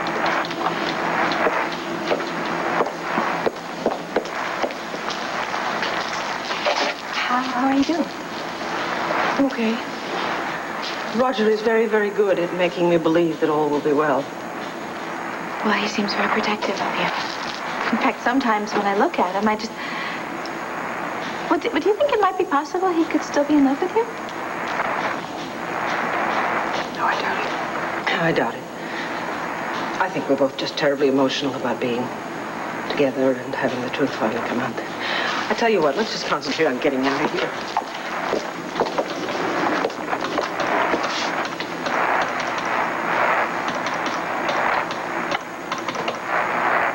I want to introduce you guys to our police operator here. This is Gil. Gil, this is Clint Buchanan, Bo Buchanan. Howdy. How are you? Now, we set up here because we weren't able to pick anything up over by the drilling site. Whoa, you're a soap opera queen, strong as a bull. She's hauling rocks away like mad. Well, that's good. I'll keep her busy. Hey, Clint, Sarah drove back to Lambview. She wanted to go by the station and then plus check on your kids. Well, why don't you take a break and go along with her? No. I think I'll just see how Megan's doing. Let me know if you hear anything. Whoa, what's that? Anything?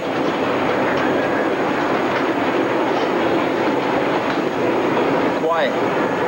Is that a signal, Gil? Hard to tell, Captain. It could be anything. Might even be somebody's toaster. Toaster? No toasters in this area? No, it's nothing but static. The thing is, this band is closed to ham operators. It's changed again. Try another band, Gil. Yeah, we're just picking up noises that aren't, hopes that we hear one so badly.